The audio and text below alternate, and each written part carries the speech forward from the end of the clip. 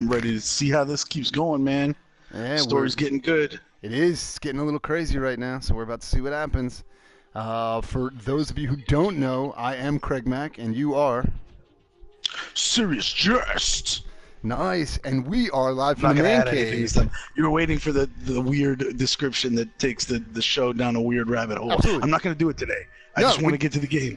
it's funny because when you do that, it's like a time warp happens, and immediately we're 17 minutes in, and we haven't even started talking about the beer we're gonna drink. It literally is just we teleport through time. Anytime you say, you'll be like, "Serious Jest, the Mike Molester," and then I'm like, "Oh shit, it's 35 minutes. We haven't even started How the did we game end up yet." talking about R. Kelly? I don't even know. I don't know what's going on right now. Yeah. Speaking of R. Kelly, by the way, no, let's not. Cool. Let's not. So I like how All we right, go ahead. almost went down a rabbit hole talking about how you didn't take us down a rabbit hole this time, which just means we're gonna go down a rabbit hole no matter what. We'll end up You there said one way or that the I other. said that you said that I said. I like how you did that right there. You said that we weren't gonna go down a rabbit hole, and we'll do it anyway. So. So speaking of, welcome to the Permanent Rabbit Hole podcast. That's all we fucking do here at Live from the Man AKA Cave. Ready Player 2 is what Yes. we call this project, where Yes, Craig sir. plays a game and I harass him while he does it. Actually, that's a perfectly apt description. I'm okay with that. That would go on the business cards if we ever made Ready Player 2 business cards. I'm Pretty like much, yes. because this isn't even a two-player game; it's a one-player game, and I'm just backseat driving him the whole way through. Yeah, Why'd you make that just decision, constantly. Craig? You sure you really want to do it? You really want to do that? You really want to do it? Oh, I guess you're doing it. Fuck! Don't make me feel bad. I'm already stressed out. So as Jess was just saying, this time around we've done some other stuff. We played some two-player games, but we've kind of done some competitive, some co-op stuff. But now we're doing something a little bit different, where Detroit Become Human. For those of you who may or may not know about it, it's a very choice-driven, story-driven game. Multiple characters, and you're kind of jumping around playing different stories that are ultimately, my assumption, starting to converge at a certain point. But one of the big things about it is there's tons of butterfly effect decisions in this game, where things kind of can peel off in very different directions. Characters can die. You can make very long-reaching decisions that impact the rest of the game. Jess has already played it, gone through it, so he has the benefit of hindsight. As I'm playing through it for the first time, we'll just kind of we'll run through it. We'll play a mission. We'll talk a little bit about as things are happening. Obviously, we're not just playing in silence. We're talking about what's happening.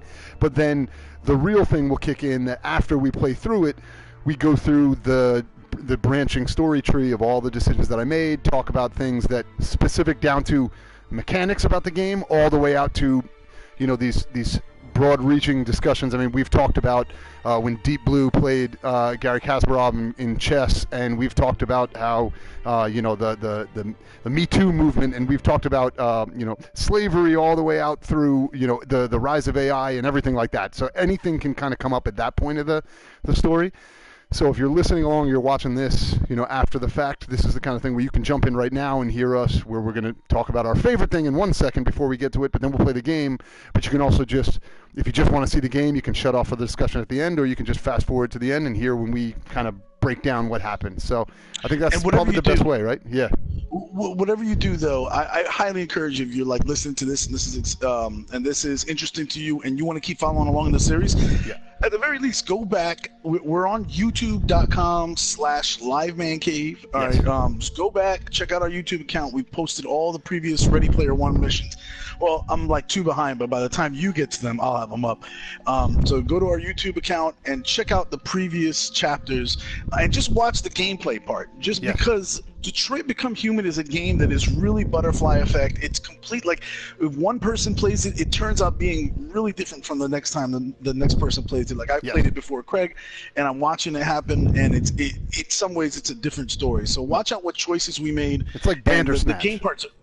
Yeah, the game parts are really fast too. They're like 7-minute pieces, 10-minute pieces. So you can go through the earlier ones just for the gameplay, watch that, and come back if you don't want to sit for the discussion on the earlier ones and just get caught up fast. Yeah, surprisingly, we end up talking for about 2.5 hours about 7 minutes of gameplay, almost every single time. So we can go down rabbit holes like a motherfucker. We do.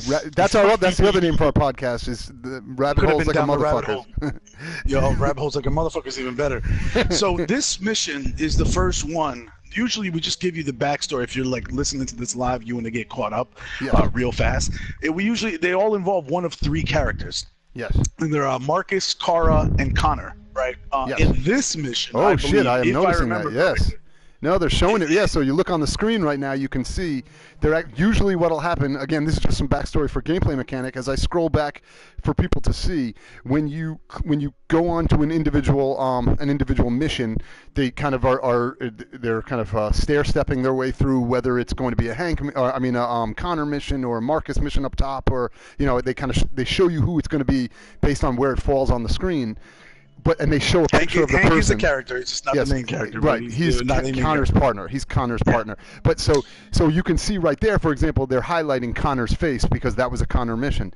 This is the first one that we're about to play, chapter entitled On the Run, where it actually cycles between Kara and Connor. You can see they both appear on the screen. So this will be the first time that we are actually going to have that convergence of these multiple characters coming together.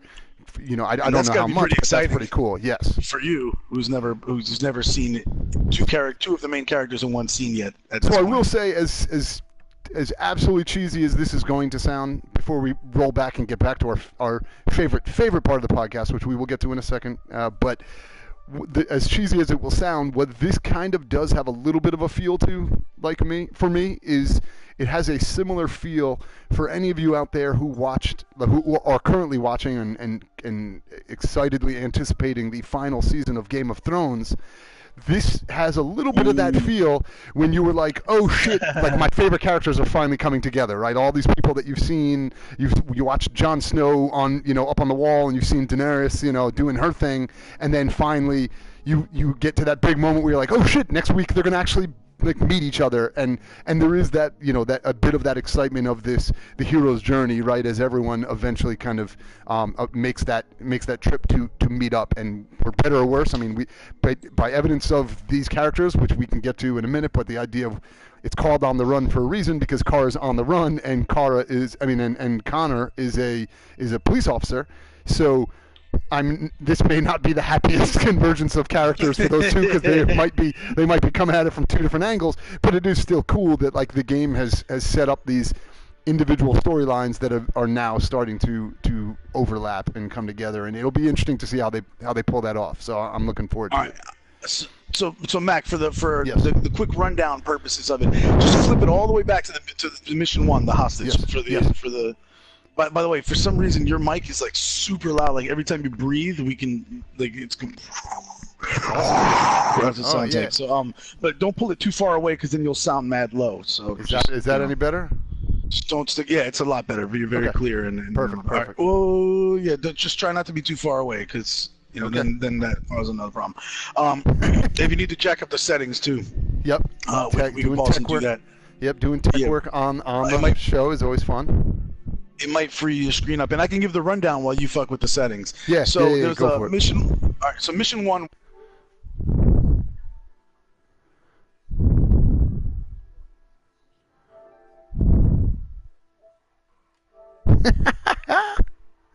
Good times.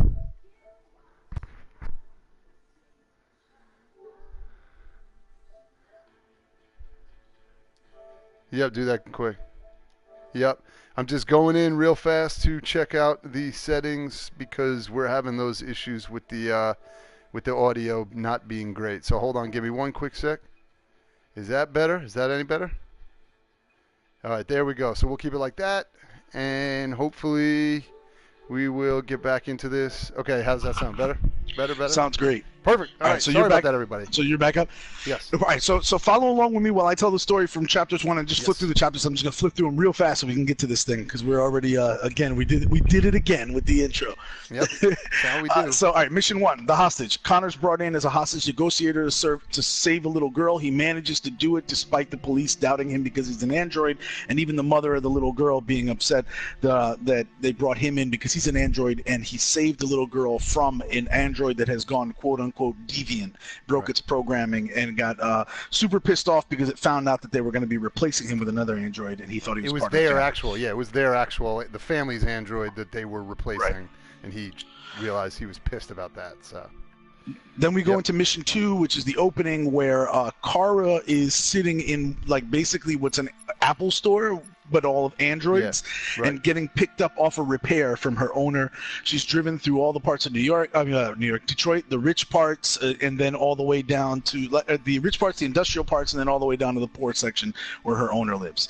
Shades of Color is Marcus. We won't talk about that now. Go to a new home. That's mission 4. That's where Kara discovers that this guy that she lives with is a scumbag who does drugs and roughs up his daughter, or is threatening to his daughter. Right. And then is threatening to Kara because she accidentally touches his drugs, and then so he like chokes her. All right. Then we go skip the painter because that's Marcus. Go to partners, and that's where Hank is tasked to meet his. Connor is tasked to meet his new partner, Hank, who's drunk at a bar apparently. And then he retrieves him from there. They show up at a murder scene where an android broke its programming. A separate android broke its programming and murdered its owner. And then as Connor investigates, finds out that basically this android was attacked and worked over really badly with like a baseball bat before it finally picked up a knife, broke its programming, picked up a knife, and then stabbed the owner like 28 times. Connor finds this android hiding upstairs in the basement, like it didn't know where to go at that point, but in the attic, sorry, not the basement. And then he goes up there, and the basement was upstairs. The android's telling him like, please, I was scared to die. I don't know. Maybe houses are different in the future. I have no idea. Yeah, it could be. And then he finds an android upstairs. The android says, "Please don't tell." And Connor snitches. No. Yes. Then we go to the next one, Stormy Night. I forget what number this is at this point, but Stormy Night is where basically, Fucko, Kara's owner, his real name is Todd. But Fucko Todd loses his temper really bad. Starts smacking around the little girl. Kara breaks her programming. We witness it, beats him up, and then runs outside the house with the little girl on a skate. You have to obey me. Yeah, that was Fucko Todd.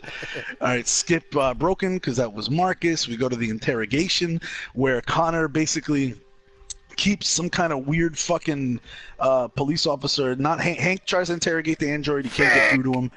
Yeah, then they bring in this fucking idiot hothead cop. Who for some reason pronounces fuck as Fick. So that's going to be a continuing thing probably for the podcast because we say it all the time now. Fick. And then Connor finally sees that this guy is fucking like beating the shit out of this android and steps in and says, there's it's not necessary you're going to break it or whatever.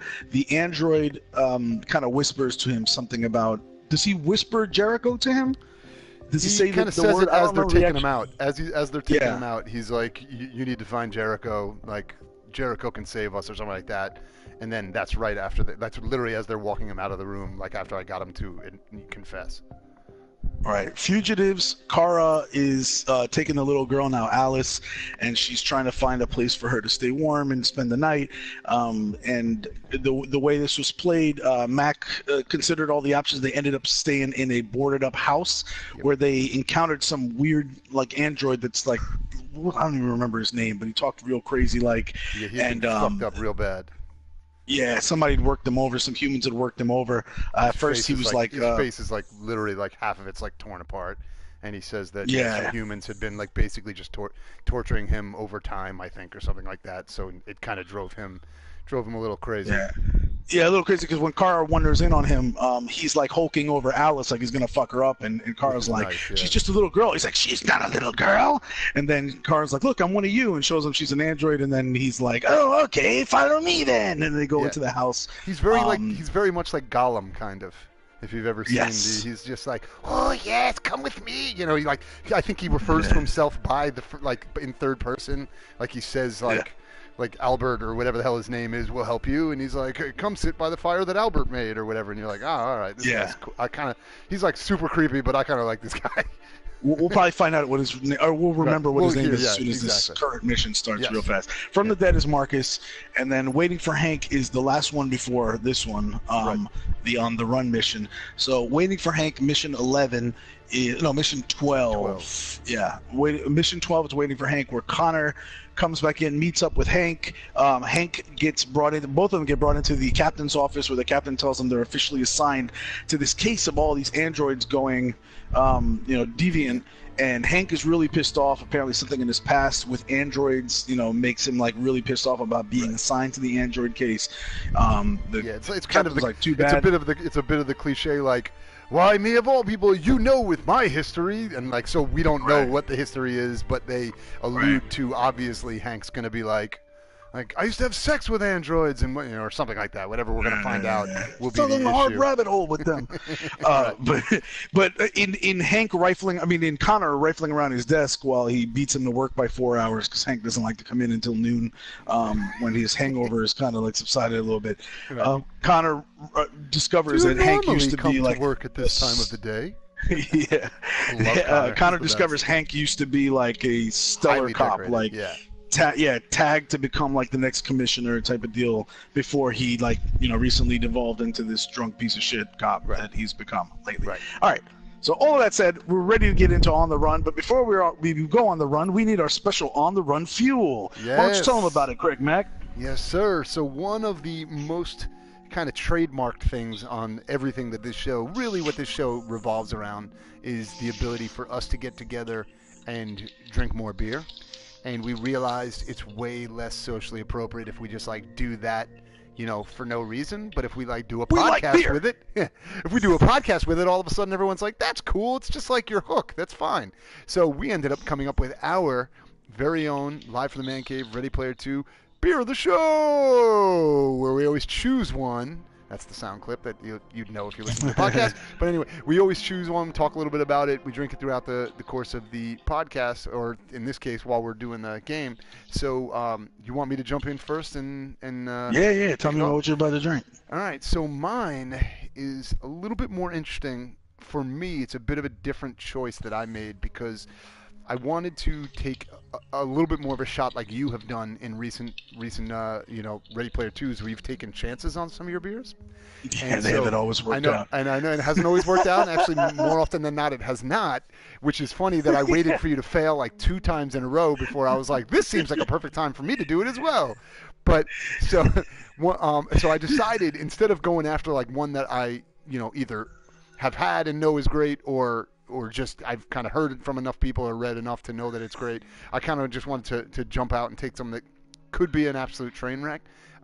And so this comes from recently I went and got from my local. If it's a train wreck, we'll get another penalty beer because that's what this seems to be the breeding ground. Serious Jest takes chances, they turn out badly, and they become penalty beers in our regular podcast episodes. Right, exactly. So it's a win-win either way. It's a win-win either way. We could have a penalty beer here, or it could be amazing. So this might be. We might need a new sound clip that's like penalty beer of the show. but anyway, so so I just recently I was telling you, Jess, that I recently went to the to my liquor store and I picked up one of the things we have is it's called a craft beer pack, right? That's literally all it's called. And the whole thing about it is essentially it's a mystery broken pack. So it's when they have individuals that they can't sell separately because somebody takes one out of the pack or something like that and they can't sell it any longer as a pack. What they'll do is they just make these random boxes that you can't see what's inside them. It's all closed up, but it's all decent stuff, and you're getting it for a pretty good deal. I mean, for the fact that you don't know what's in it, because I've gotten stuff in there. Sometimes you'd get something that one of these costs almost the price of what your entire case is, right? But sometimes you'll really? Get, so you actually legitimately sometimes will get a good one. Yeah, usually I can't imagine you getting Founders or Omegong in that pack. I've definitely gotten some of those before. I mean, Really? Sometimes it might be like an all day IPA, right, on the lower end of one. But I've also gotten some really good ones ones that I'm like, oh, I would not, I wouldn't expect to get this in a thing that's just costing me $15 for a 12 pack to get all these random beers in it, right? So so your beer store is legit then, because that could go wrong in another beer store. Exactly, and so I mean, it's not. And that again, here's that's some Red's blueberry ale. Well, I've gotten stuff like that. So they'll never put anything in it like Coors. They'll never do anything like that because it literally says on it that it's like a craft beer pack, right? So it has to be something like that. But I've also gotten stuff that I've gotten a cider or something like that, which is they're not necessarily bad. It's just not my thing. So that's always going to be one of those things where you're like, I like ciders. I just referenced the Reds because it was particularly syrupy bad and from disgusting. The last time. Right. Yeah. Exactly. Yeah. And I've gotten ones that were it was a spiked. Now they're all the rage right now. The fucking spiked seltzers. So again, it's not terrible. Yucky. It's not. Yeah, it's not terrible, but it's not I wouldn't. I'd be. That sounds like a dry hand job. Right. I'd be pretty bummed if I got a pack of 12 job, of those. but I'm not that into it. Exactly. So this one is a little bit different. And so what I got, I don't know if you've ever heard this one, Just, but it is Glutenberg IPA. I mean, Glutenberg IPA. And so, have you ever heard of Glutenberg? Was it made by Steve Glutenberg? No, Steve Glutenberg. No. So these guys are they're brewed and canned in Canada, and then they're imported in through Massachusetts. But the reason why it's Glutenberg IPA is because it is a gluten-free beer. Okay. So this one is a gluten-free IPA. It is, let's see what we have here. I'm trying to find to make sure I'm remembering it correctly. Where does it say? I believe this guy is 6% ABV, which is higher than I would have expected for this one. Huh? And so I was actually 6% ABV. And so their little description is Glutenberg's IPA is a dream come true for microbrewed beer fans. A true little bomb of flavors. It presents a perfect harmony between citrus aroma, hop freshness, and bitterness. It guarantees a soft contact with taste buds, releasing apricot and soft caramel notes. Its exacerbated dry side makes its bouquet of flavors shine and ensure its good aromatic persistence to be consumed cold and in great quantity. So, again, this literally just came in my box. I'd seen it before just because I know a couple friends of mine That's who what are. she said. Yeah. It literally just came in my box. I couldn't resist. Yeah, no worries. I don't know why I said that. And didn't immediately follow that up with that myself. But anyway, so this just showed up.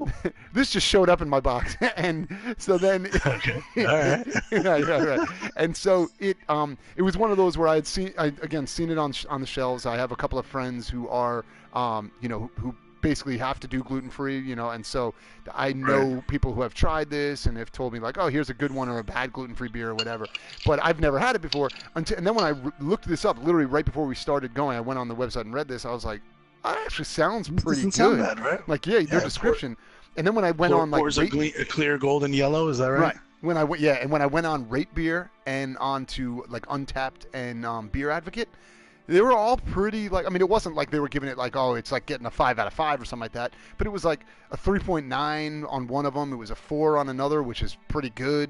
I think the lowest number was like 3.7 or something. So I was like, that's 3.7, for I've had plenty of good beers that would get like a 3.7 on like a Rate Beer or something like that. So I'm gonna check this bad boy out. I'll let you know. I'd like for you, at least in the Ready Player 2s in the future, to stop looking stuff up on Rate Beer and just take like real chances, and just like before, who knows, you might find something you really like and disagree with Rate Beer, because it kind of like, I would say might influence subconsciously your experience by hearing, you know what I mean? So one of the things, honestly, a big part of that is just like literally when you just try to Google like the beer and a read up on it, it's like the first 3 things that come up. It's like literally before you even get to the page itself, usually you'll see a Rate Beer and Untapped or something like that, just because you kind of can't help it on Google. So it wasn't intent. I didn't go to those pages. It just showed up and I saw it. Okay, I thought you were trying to say like, hey, if I'm gonna go for this IPA, I'm gonna research it first before. No. And again, I literally opened this up. Like I just opened that up right now when I Googled to find this information. Okay. All right, so I had already picked this beer. I knew I was gonna get. That's why I started saying I don't know if this thing's gonna be good. So I will say this one. Yeah, because that's what I did with like the Reds. I walked through the liquor store. So I was like, blueberry ale. That kind of sounds like it might be good right now. Like maybe a Merry Monks type of thing, and it was just awful. Terrible. But I got to experience it for our viewers, so they don't have to do that themselves. Yeah. So I will say this one. I just popped this open and poured it. Yeah, it is. It's a real nice, real nice gold. It smells kind of awesome. This one actually, so it's got a little bit of that piney, that piney flavor that we had talked about a little bit last time that I know is some of the reasons why you got away from it. But actually a little bit more of the sweetness like jumps out at me. So it's kind of like a nice undertone of that pine. But it was like that first second when I first popped the can, I smelled like that, a little bit of that piney kind of hoppy, smell. But then it's like, it almost. By the way, Total Wine's Oh, go ahead. No, I'm sorry. Finish. I was just gonna say, and then it almost immediately subsided, and it was followed up by like more of like the sweetness side of things, which is kind of awesome. So I like you can kind of smell like the fruit, like that apricot flavor that they are talking about. You can smell that right away. So I'm gonna take a sip while whatever you were gonna say about Total Wine, go for it, because I'm gonna take a quick sip. Yeah, so the Total Wine website's description of what the aroma is gonna be like says that it's bright orange and grapefruit citrus on the initial hit. with sweet floral notes. So you Yep. described it pretty much like right on point. Yep. Perfect. That's nice. awesome. What's your impression of the taste? Oh man, wow, that's real good. I really enjoyed that. This is not at all what I thought it would taste like. Or not. This was what I thought it would taste like after smelling it, but not what I thought it would taste like looking at a gluten-free beer. You know, just seeing that's the name. Gotcha. But I thought it would be like, okay, so is this going to be all watered down? Like, how's it going to get? What kind of flavor is it really going to have? If they're taking out so much of what makes a normal beer taste like a beer. This one is it's way more like you smell. I mean, you taste the grapefruit and kind of citrusy apricot flavor right up front, and then the back end is like that. It's that caramel. Like it almost tastes like you had those like a caramel candy or something. Like you had one an hour ago, right. And you still have a little bit of the residual on your tongue. It is awesome because it's like that perfect mix of being sweet fruit and sweet kind of candy caramel on the back end. This is something I think I could drink this. I could have a couple of these. So according to the Total Wine site, again, what you're tasting is the citrusy and grassy hop flavors on the palate, and then the notes of earthy grains come in. So that might be kind of like the caramel mix that you're kind of getting. That sounds good, man. That's awesome. So you chose well. Yeah, this worked out for one that I did not think would be you a thought great it might be win. a penalty beer. I really did. I was like, well, gluten-free, Serious Jest. I hate you, CraigMakk. I honestly was like, I got to get it out of the fridge. So this is a good time as any to fucking unload it. And now I'm like, all right, cool, man. Maybe I wouldn't mind having this one again. So I'm got a excited. solid liquor Cool. store. I don't know if you want to share the name of that liquor store in case anybody lives anywhere around it, but you do have a solid liquor store. I would have to think of the name off the top of my head. I think I'm blanking on which one. My liquor store. That's what I call mine. I recently only remembered the name of it because I found out they deliver as well. So I want to be able to look them up on Google whenever. Oh, nice. That's awesome. All right, All right, so mine I have had before. I'm not taking chances. I've had it before. I know I like it, and I'm kind of in the mood for it. But here, I'll just listen to this. Can you hear that? Yes. All right. So that sounds like what awesome. To you? What, the pouring? It sounds like I'm. Can you hear? I don't know if you can hear everything. It's basically is that like a nitrous liquid capsule? getting poured over ice. Okay, it was over ice. And then fizzy sounds coming through. And you're like, what kind of fucking beer is that? Well, I'll tell you what, CraigMakk, I'm drinking root beer. I just poured root beer over a glass with ice, and it's not your father's root beer, CraigMakk. That's right. I'm bringing back the small town brewery, not your father's root beer. Nice. It's at 5.9% ABV. There was a craze for a while where a lot of brewers were trying to like delve into this spiked soda basically area, and like we're talking about better than that Mike's hard ice bullshit or whatever. Like this is like legit. Like so there were a lot, especially root beer. People were like, or the hard colas or the hard root beers or whatever. And root beer, I kept finding like some companies were way too far on the sweet end with the root beer, and this one got it just right. It's just the right mix to me of the soda versus the balancing of alcohol in it without being too sweet. It's just overall good. If this is what you're looking for the day, like a little spiked root beer, because I was drinking liquor earlier, so I don't want to just transition completely like over to the beer side. Like I was having cocktails earlier, so like I want to kind of stay a little bit on the sweet side, but not too overly sweet. And these I'm just gonna coast out the rest of the evening drinking while I sit here and armchair quarterback your game of Detroit Become Human. Perfect. A little bonus shot for anyone out there. When I was deciding and I went through the fridge to figure out what I was gonna get, I was teetering between did I want to go for the Glutenberg or did I want to go for I actually have one bottle that also came in that pack. It was the Not Your Father's, the vanilla one that we actually referred to on the show. But so I don't think I've had the vanilla one. I don't know if that was the one that Legal Fox had, maybe, because I thought we talked about it, but she had the orange one. That's right. She had orange. I've had the citrus one on the show, or I think on this podcast. The citrus one, which is really, really good, and I still think I even still have some of that left in my fridge. But this one, the root beer is like the original. What got me on the Not Your Father? I think I've had their cola. I've never had the vanilla because spiked cream soda to me sounds amazing. Yeah. Man. I mean, it sounds literally like you're having like an ice cream float with alcohol in it, which I'm like, yeah, sign me up for Yeah. that. That sounds awesome. So maybe that'll be next time. I'll pop that one next time because it was just it was like an eeny meeny miny mo, and I landed on this guy. So now we know next time. So we could have been This is the we could have first been time. drinking buddies this time.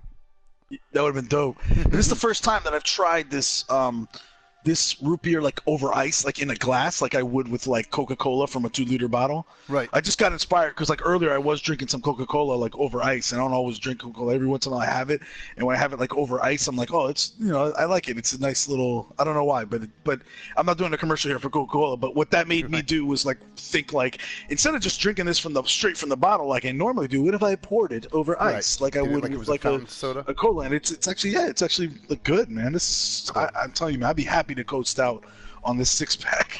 Yeah. All tonight. There you go. All right, let's see what we can get done. All right. Let's get on Based the run. on the amount of time that we're already talking before we even start playing, there's a very real chance that you will get the opportunity to do that in 5 seconds when I hit this button and we start Detroit Become Human on the run. We're bringing some characters together. Let's see what happens in 35 seconds. Here we go. Oh, wait, no, I don't know what that was. We didn't want to do that. Oh. We wanted to do that. There we go. Cool. My bad. All right, now we're good. We'll just edit that out in post, even though we can't edit this. That's we ain't gonna edit that in post. Can't edit YouTube's the way we do this, but anyway. You can. Yes. I can, but I'm probably not gonna do it. Yeah. If you really want me to do it, I'll probably do it, but. You do not need to. No worries, dude. So anyway, yeah. So this is always that anticlimactic moment when we're like, and starting now, and then we get a loading screen. And this is also the chance for us to fucking shotgun these drinks as much as we can, because later on we're gonna have to do a lot of talking. Yeah. And that gets in the way of my drinking. Exactly. Fucking stupid talking. Ruining my drinking time. Oh, shit. Man, this is perfect. Also, now I have, like, after our episode 28 of our regular podcast, I am scared to talk because now I have, like, PTSD from having to, every time I talk and say the wrong thing, I have to freaking shotgun that disgusting-ass beer that is, Budweiser with Jim Beam. That really All right, November 6, 2038. Alice, let's find out what happens. Yep. Oh, there's Kara. Just out of all of the characters, the graphics on Alice are like, she looks so realistic. Yeah, her, like, even just her, like, animation is so it's just perfect. Like, it seems very realistic. So funny too. I'm like watching you because in my version of this, like both of they had stolen clothes from the laundromat to put on. So yours is still in her android uniform. Like by this time, mine looks like we'll see a couple of hipster girls. Yeah, we'll see if that's gonna come back to fuck me, which I have to assume it will. Find some wood. Oh no, I got your wood right here. Find some wood. Nah. There he is. I'll give Kara some wood. Wait, is that him? Oh no, this is urban farm area, urban field. RA9. Maybe that's what the guy in the interrogation room said. RA9 or something like that. Yeah. I'm alive. RA9. It was all this crazy shit. And this is what's his name was just like carving into the wall. Herbert. Whatever the fuck his name is. He was working at all the it was like Horace Herbert, some shit like that. He's been doing some work on this wall apparently. He started painting and then eventually said, "Fuck it! Oh, I'm taking that money. You gotta get that money." Oh man, it's just some creepy ass shit. You know, like money, a dead bird. Yeah, right. I was like, well, that seems. Fuck it. All right. Car's too good for that. She's still too nice, but I will steal the fuck out that watch, son. You gonna let me steal it? Nope, I guess not. That was my yeah, they're like, hey, money, this broken watch, or this fucking dead bird. Something tells me that the thing that he would get most mad about is having the dead bird stolen. Yeah, oh yeah, that's his boy. That's definitely his boy. Alright, so I just walked away from money, which is probably not a smart move, but it felt like she's still too, like, still too nice for all of that. I like that, man. You're playing her as you see the character. Yeah. Alright. So if I just open it, I always forget, right? I can just do this. Yeah. And then that counts towards. So we So yeah. again, So, yeah. So we don't it's have to about read it now. cybernetic We can read wildlife, it and later. Canada Yeah. is still Android free. Right. First Android zoo opens, which that's pretty cool. All right. So those are our 2 stories. So we got those 2. Yep. And we can talk about those in the post. Yep. Oh, just got some extra wood laying around. Why not? This fucking lazy kid. Kick her. Get the fuck out of bed. What do you think? We're on vacation? We're on the run, bitch. All right. Is that? Oh, that's all I need to do. The fire's back. All right, cool. Just fucking toss that shit on there. Anything around here I'm missing? Where's fucking Herbert or Horace? Oh, okay. I thought there was. That would have been weird if he was just standing there staring at me next to the wall like a fucking weirdo. In the corner. Oh, change appearance. Okay. So now I'm going to possibly get the opportunity to do some of that shit. There you go. Yeah, so you won't be wearing the clothes I had. That's pretty cool. Or maybe you will. Maybe you'll just have found the same exact clothes in the house. Right. I hope not. I hope that would be a little bit disappointing if they're like, it just all ends up in the exact same thing anyway, because then that would take away some of. I mean, although theoretically the game is made to be like, you wouldn't have, like I wouldn't normally be playing with you, so you would see it only go your way. Yeah, it's you kind of wouldn't know the difference. It's like Telltale, right? It's like Telltale, where you wouldn't know that. Yeah, that guy's gonna die anyway. You feel like you made it happen a certain way because of what you did. Let's see, we got some clothes in there. Health, yeah. Give me that. Is that it? Is that the same jacket? Hold on. There's a delay on Twitch for me. Okay. So I see the jacket. I don't. You know what? I don't remember. I just don't remember the exact clothes. Okay. What? There's other clothes in there. Grab some. I love found human clothes. I mean. Yeah. Her clothes are still human clothes. They just say Android on them. Like, it's not like there's some shit that, a human would be like, I don't know how to wear this. It doesn't work. Alright, now I need to try to find something to cut my hair. Did I go in here already? Oh, that doesn't seem like a thing I can do. Oh, weird. It's 'cause there's some weird shit on the wall in this place.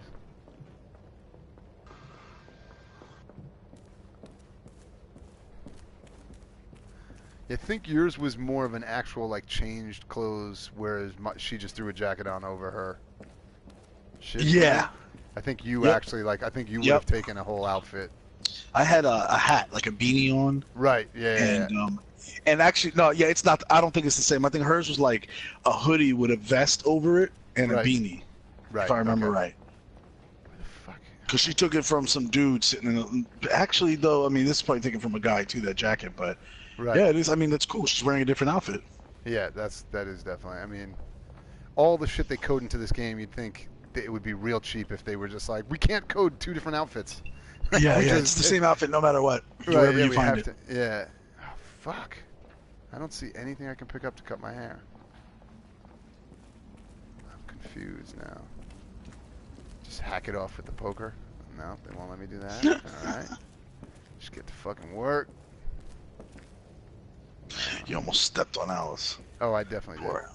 I know. It was a subtle way of trying to be like, yo, wake up. You keep trying to play that video game. You want to play it so bad. I really, really do. All right, there. I don't fucking see anything. How do you do? I forget again. Okay, there we go.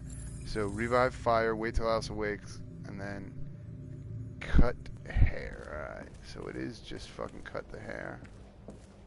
Maybe I'll try one more time upstairs. Let's see. I like her little jog up the stairs. She's pretty adorable. Mm-hmm.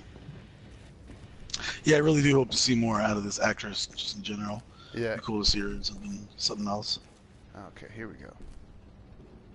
Yeah, you left that room alone last time. There we go. Nice. And stab yourself.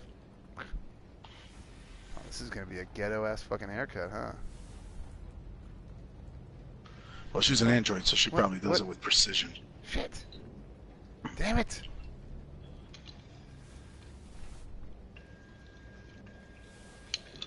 Don't cut off part of her ear, CraigMakk. Yeah. Oh, it just starts bleeding everywhere. This game got real. Oh no!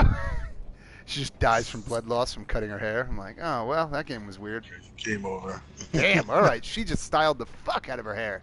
Yeah, it's like she's an android. This bitch can cut some hair. Shit. It's probably in her programming where she can cut hair like at home. That, yeah. Oh shit, she could just change the color of her hair. That's pretty cool. I'm gonna stick. Let's see, white. I want to see white. Did you go white? I thought you picked. I did. No, Oh, I you can can switch. keep And you can fucking- keep changing. I see. Like white is just seems like a kind of thing. Like it would just should stand out too much. You know what I mean? Like I'm trying to not. Let's see. Do I want to do blonde or black? I'm gonna stick with black. I think it goes with her like goth jacket that she's wearing. All right, let's do it. There we go. Oh, what's going on there? Oh wow. Okay. Yep. We're just doing that thing that I think is dumb. Just take that fucking thing out. Oh, this doesn't seem like it's not painful. Just fucking stick a scissor in her fucking head. Hey, yeah. Oh, no, you're good. And we just solved that problem. Yep. Still gonna think that's dumb every time we do it, but that's okay. Well, yeah. Again, most of their programming is like in their programming they wouldn't ever be allowed to do that. Right. Oh, wait, what's this? Is he sleeping in there? That would be awesome. Yeah. Oh, no. Oh, God. He's Hey, not sleeping in there. he's jerking off in there. Oh, yeah, he Oh, is. shit. Yeah, he definitely is. That hobo wait, looked no, like Hank, kind of, didn't it? He looks pretty. Oh, wow. And there's just pliers fucking hanging there. Throat is cut. Yeah, that doesn't look great for him. All right, is he okay? It's Can I fucking wake him up? Can I wake him up? Hey, Mr. Hobo Man, can you wake up? I need to take a shower. Fucking drunken hobo, you idiot. He's not giving hobos a good name. Sleeping in the fucking bathtub. I wonder who did that to him. Mm-hmm. All right, Oh that's no. all for now. Free to go. Uh-oh, here we go. She's just Hey, have you seen this android? Okay, well, let me know if they turn anything up. He What are looks you gonna do ridiculous with too. Who? Hank? No Hank. idea. Yeah, like in terms of like how uncanny his resemblance to the real actor. Yeah. Yeah. Hank's warming up to me. It took the first bus that came along I love his voice. and stayed at the end of the line. Love it. Its decision wasn't planned. It was driven by Driven fear. by fear. Androids don't feel fear. Deviants do. They get overwhelmed by their emotions and make irrational decisions. All right, well, that still doesn't tell us where it went. It didn't have a plan, and it had nowhere to go. Maybe it didn't go far. Maybe. God damn it, Connor. Why you gotta be so good at this? Oh, there he is. Ralph found this to feed the little Ralph. Nice. Ralph, that's what it was. girl. A Like present Horace, Hank, and he's still to dancing with make the up for fucking. past misunderstandings. Ralph will cook. We will do just like humans do. Humans like burnt meat. Fucking little actress is so good. She's just like sitting there like, yeah. He's like, yeah, Ralph's kind of fucking crazy. That's very kind of you, Ralph. But we have to go. Go. Sorry, Ralph. Oh, he looks mad. He's got red. No, you will go once the little girl is eaten. We will eat together just like a family. You know, the father, the mother, and the little girl. Oh shit, why is it bugging out? Nope. No, Ralph. No, Ralph. We're leaving now. Ralph Come on, wants to Alice. get some trim from the mother. The little girl's going nowhere. Why can't he just heal his face like the same way she was able to heal her? Oh fucking shit. head thing? Humans don't eat that, Ralph. Oh God. Okay, sorry. Humans eat dead animals. I know that. Okay. Love. He was like, We'll wrong. eat together. Like a family. So you're like, that's cool. Yeah, all right. Ooh, Alright, yeah, I was a wrong. little slow sit Well, here. you got me there. You got me there, Good Ralph. point. You're screaming wrong really convinced Wrong! me. Good point, Ralph. Wrong! Well, you know, I'm on board now. Would it?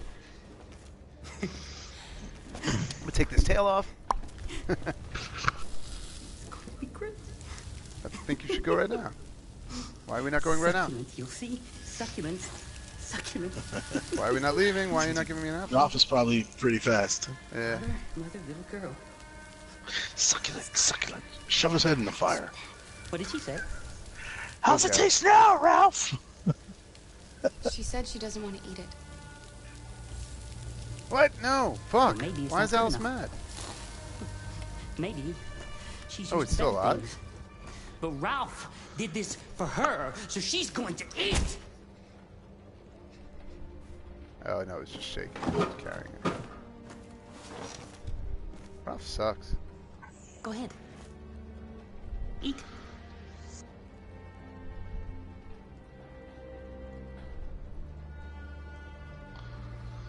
Ralph, you're the oh, damn.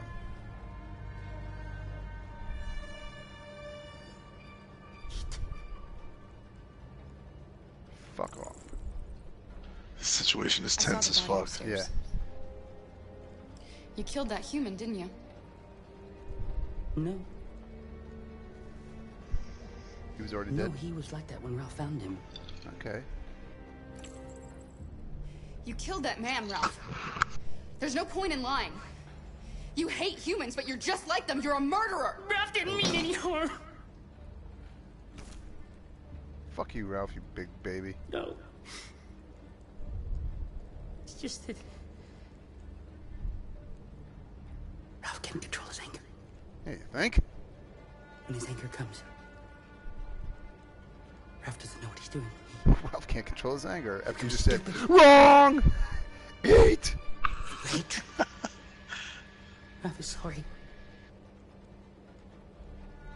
He just wanted to be your friend. Then let us go. Anybody home? Oh, fucking Connor's here. That is baller as There's blue fuck. blood on the fence. I know another android was here. Oh, that's cool. And then they just kick it right to me as him. Like now, it's so cool because you're like, on one hand, you are trying to get out as Kara, and then on the other hand, you're trying to find her as him. So like, you're working against your own other character. Yep. Like It's playing chess a with yourself. Yeah, it's pretty cool. Unless you want to like sabotage Connor Right. and Be like- make him do just make him be like this. anti-Connor things. Yeah, make him be like, oh, he's just walking around in circles. He's never gonna get in. You guys can leave right now. Don't know what you're doing here. I did. So I played this like I was making decisions I think Connor would make. Yeah. Despite the fact that I wanted him to fail, so I was like hoping I would fuck up. Right. Well, like that right there, where I just literally made him look in the Skeet. window, and I made him look in the window and see that there's an android there, and obviously part of me wanted to be like, don't get extra information that's going to like give you an advantage, but also Yeah. like he's not stupid. That's what Connor would Right. do. That's how he would play it. And walking past the door and not knocking right away, you're Right. like kind of fucking.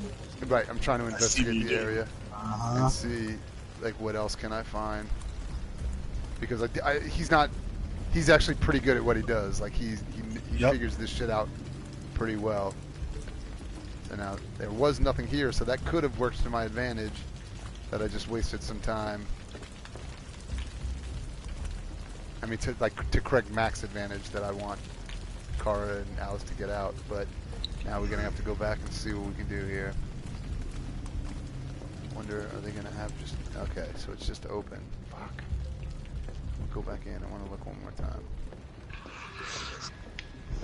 Oh, they're not gonna let me. Okay, fuck. I did my one peek, and now I'm going for it. Hopefully. I know they you're was- in there.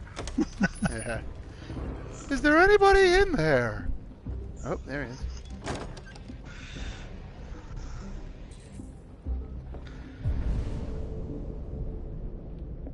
Fuck, I forgot how do you scan. Shit. Do you remember how to scan? I don't remember. Fuck. You're doing it, aren't you? No, but I think you have to like. I think you click on the thing now, and then Oh. I think you press something. Let's try the but different buttons. I am, and nothing's working, so. Including like click R3 or L1. Yeah, I mean, I did R3 or both, L3. so maybe. Oh wait, it says scan is R2. Oh, okay, that's why. All right, that's why I had to get close enough first. Signs of self-harm is really probably a self-destruction moderate. Fuck. Dude, his eye is fucked up. Reported missing. WR series.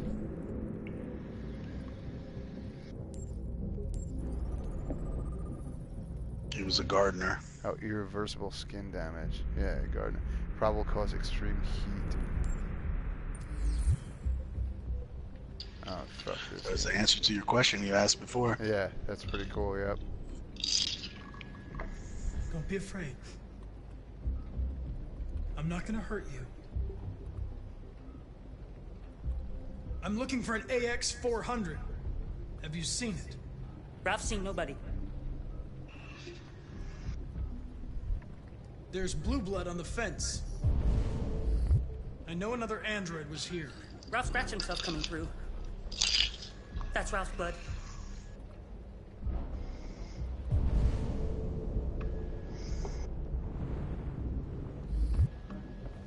Are there any other androids here? Other android. Oh, I'm real close to him right now. No. You're all up in Ralph's grill. Yeah. Ralph will fuck you up. Okay, he's calming down. Oh, he calmed down as I walked away. That was pretty cool. Perfect tool to cut a wire fence. That is dope. That's dope how you get in Yeah. his face. He fucking stress Yeah, gets he up. started his stress went up just Well when played, androids game. don't need heat. That's cool. All right, so he just figured out. I'm gonna take a piss real quick. Yep. Oh, he's getting real stressed because I'm walking up towards him. Oh, he's stressing out because I'm going upstairs, and that's fucking cool. That's real fucking cool. Table set for 3 people. Food androids don't eat. All right.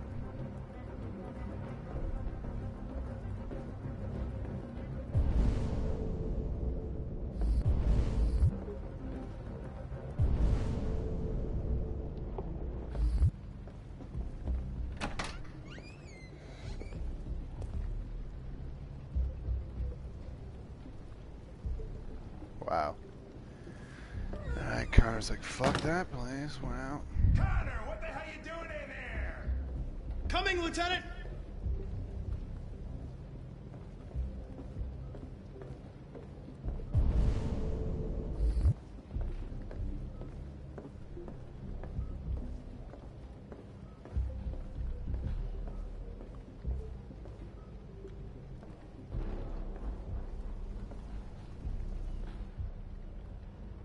Shit. Is anyone upstairs? No. Nobody.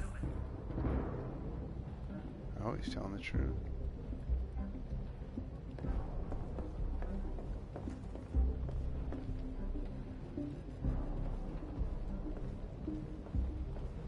Shit. Oh, fuck.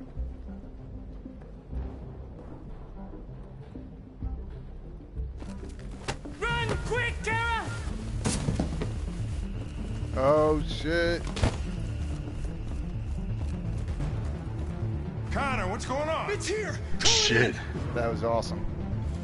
Which way did it go? That It was cool. So his stress was going up as I walked closer to where they were hiding. So like, so that's how you could tell like he was getting. So it wasn't that he was more stressed when I was in his face. It was that as I was getting closer to where she was, he started bugging out. So that's why I thought it was getting scared as I was going up the stairs. But as soon as I got to the stairs, I started walking up the stairs, and then it started dropping again. And I was like, oh, is there anyone upstairs? And he was like, no. And then it immediately popped up as like, the android is telling the truth. So that's how I knew, oh shit, face to face! Don't shoot! We need it alive! Dude, that was kind of cool. That little face to face moment. Oh, this can't be safe. All right. Oh, don't make me control this shit. Oh, fuck. This is fucking dope. This did not happen in my version. I'm watching this for the first time. Oh my god, what the fuck is going on? This is terrifying! Oh god! They're making me... Where are you going? I can't let them get away. They won't. They'll never make it to the other side. I can't take that chance. Now you will get yourself killed. Do not Connor! God damn it! Fuck. Missed that bomb. Shit. Connor is a fucking baller. Oh my god, he's awesome. Hank doesn't like you no more. Or he's neutral about you. God He's damn a it. fucking wild card. Fuck, this is like horrifying right now. Dude, holy Dude, shit, I'm fucking dude. up too. I'm mad this didn't happen in my version.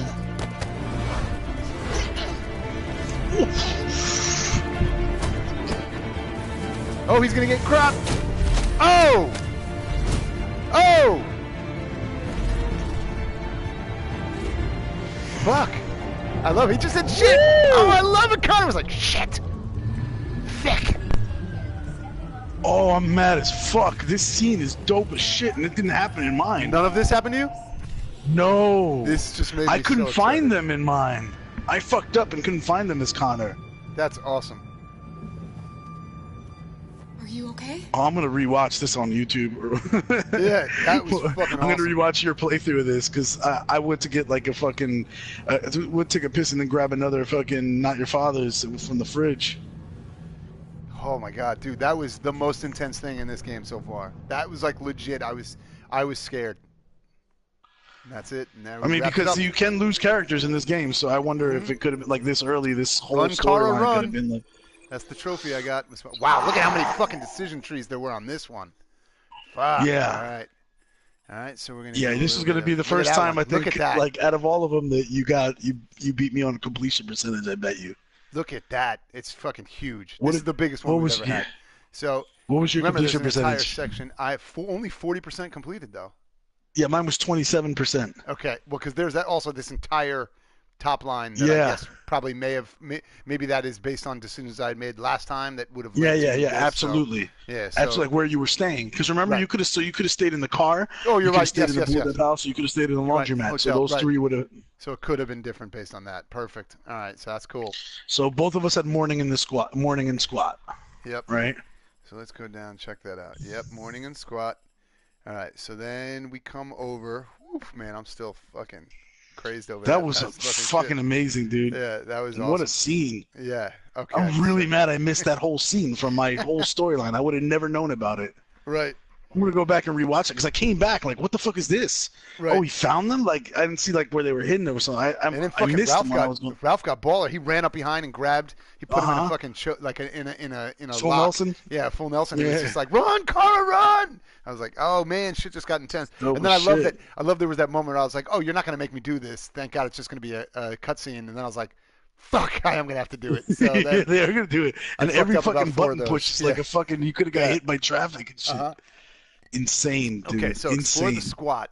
So I read the cyber wildlife and the android and Well, Canada. so as we You wanna break, open that up? can I just pull us aside for a Yes. second and say, fucking wow, like. That was incredible. Anybody who's hating on this game so far, I mean, shit. There's like epic scenes like that. Like to me, Right. that's an icon. That's an epic scene right there. That's Right, so I guess fucking. I if you didn't wanna even- take a and I didn't even get to experience that one. Right. If you want to take a step away from just going through the decision trees right now and just kind of talk about that, because I feel like at first I was like, yeah, let's go through this first and then we'll talk about that. But I feel like you're probably right. Like, dude, it's just straight up the way you just said, wow, made me realize let's probably just talk about that while we're kind of just like living what just fucking happened. So I will say full out, like that was probably my favorite full episode so far because it combined everything in that it had some of the just like the minor tension, you know, like the mini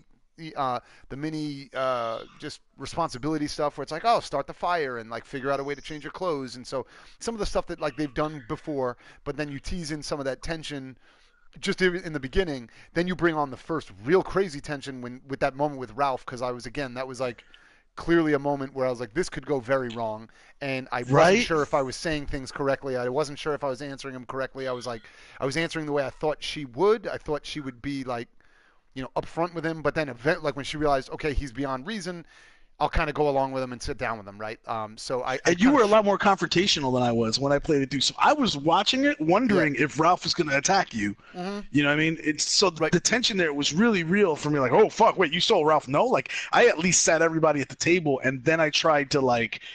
I tried to do I tried to think, what would my wife do to manipulate me? Right. So Get I you was to calm down, put you in a she'd bad- be like, yeah, that sounds good. Finish cooking that rodent. We'll sit here at the table. We'll talk about it. Right. And then wait for the right moment to be like, yeah, I'm not doing what you originally said, but I'm just going to distract you with other shit. Right. So like I played him that way. And you were just like, no, Ralph, we ain't eating that shit. Humans don't like that. That's bullshit. Right. And I was like, oh no, Ralph's and not again, because like in my head, I looked at it a lot more like, okay, see, Alice is, or not Alice, Kara is still like, yes, she's kind of broken her programming, but she is still pretty, like, I don't know if logical or like she's not acting Practical, irrational, right? She's being practical. And I thought the practical response would be that she would say like, now I would have been mad, actually. This would have been one of those cognitive dissonance things that we have talked about in the past in the game, where other games sometimes have that thing where you say no, and then you think they're just going to say, no, we don't want to eat that. And then when your character's like, fuck no, what the fuck are you talking? And then you're like, no, I didn't want to say that. Like, fucking takes the rodent and throws it out the window. Right. Why'd you take it to like fucking 11 automatically, right? So like that one actually went perfectly because I figured she would be like practically the right answer would be like, well, no, Ralph, actually, humans don't eat that kind of shit, but like, thank you for the offer, right? Something like that. And then she did basically almost say that word for word. And I was like, that's cool. And then he got a little bit mad, and I was kind of like, I mean, it's just really not a great move for us. And then when he lost his mind, again, the practical version of Kara in my mind would be like, okay, yep, you know what? I don't want this to get crazy. My directive right now is I'm trying to protect this kid. I've got to defuse burnt the rodent situation. it is. Right, yeah, if that's what we're doing, that's what we're doing, and we'll figure it out later. And then, obviously, when I got to the option with the dead hobo, I was like, all right, this is like a classic Mr. X. Like, it has to be now. Okay, you want to talk about the fucking rodent. I want to ask you questions about that shit up there. This is the wife go, oh, yeah, well, you didn't vacuum the living room when I told you about that last week. Like, what does that have to do with this? Right, exactly. And what do most of us do? Most of us usually do exactly what Ralph did, which is start crying, and we fall for it. So, that actually was cool, but it was super tense because when he did the wrong and it was like eat, when he screamed at the kid was like eat, that was actually really well done, like, because that was actually it's like you forget about Connor in the equation for a minute because you're like, oh fuck, I'm in the cage with a lion right now, and then all of a sudden, the fucking the door knock on the door, and then you're like, oh shit, we both got bigger problems, and it turns out the guy you were most afraid of is the guy that actually bails you out of the worst situation. Right. So and so just the complete emotions fuck with you, like this entire, and then to flip the script and put you in Connor's shoes, and they go like, yeah, so you created all that fucking tension, and then now I'm going to put you in Connor's place, and like you said, man, if you want to stay true to the game, you're really going to try to catch these motherfuckers, and you did an excellent job with Connor, probably more so than you were, and the whole time you're like, fuck, I don't want him to succeed, but I want him to succeed kind of because I'm a winner, right? Like, the thing is, they've created a world where you genuinely should, or at least I do, I genuinely like both Connor and Kara, right? So they put you in this kind of Sophie's choice where it is whichever one you do is going to let you down one way or the other, because you're either going to be intentionally sabotaging Connor, which doesn't feel true to kind of the way the game is been coaching you to play it, right? Or you're going to find her and you're going to intentionally screw over Kara, which is going to feel just like emotionally shitty because you like her and her story, so you're kind of invested in her getting away. So, I mean, it is obviously, again, one of the beautiful things about this. They do it in a way that can only be done in a video game, but it's like it's like watching the movie The Fugitive, but you are both, you saw it from both perspectives. Now imagine living that, right, where you're actually playing as the fugitive trying to escape, and also, so you're Harrison Ford and the cop, and you're looking at, and you're doing both, and you're like, fuck, like every decision I'm making is counter to the other person, but it is in service of this guy's story, which is like it creates its own tension. And so there were moments where I was like, I'm doing the things that I know Connor would probably do, and part of me is hoping, oh, maybe I'm gonna fuck it up so that she can get away, but it won't be intentional because I wouldn't intentionally not do it. I mean, to that point, like I literally went and found her. When I saw that she was over there, I went and found her. And knowing see, that for me, this was like this scene ended up being more of like a good, I fucked up something with them. I don't remember what it was, but I didn't find them, and so that chase never happened. So in a way, like I fucked up with Connor, so they got away scot-free. Right. Which I was kind of happy about at the time, but now I'm realizing I missed out on one of the most epic scenes of the game. Right. Like it just never happened for me.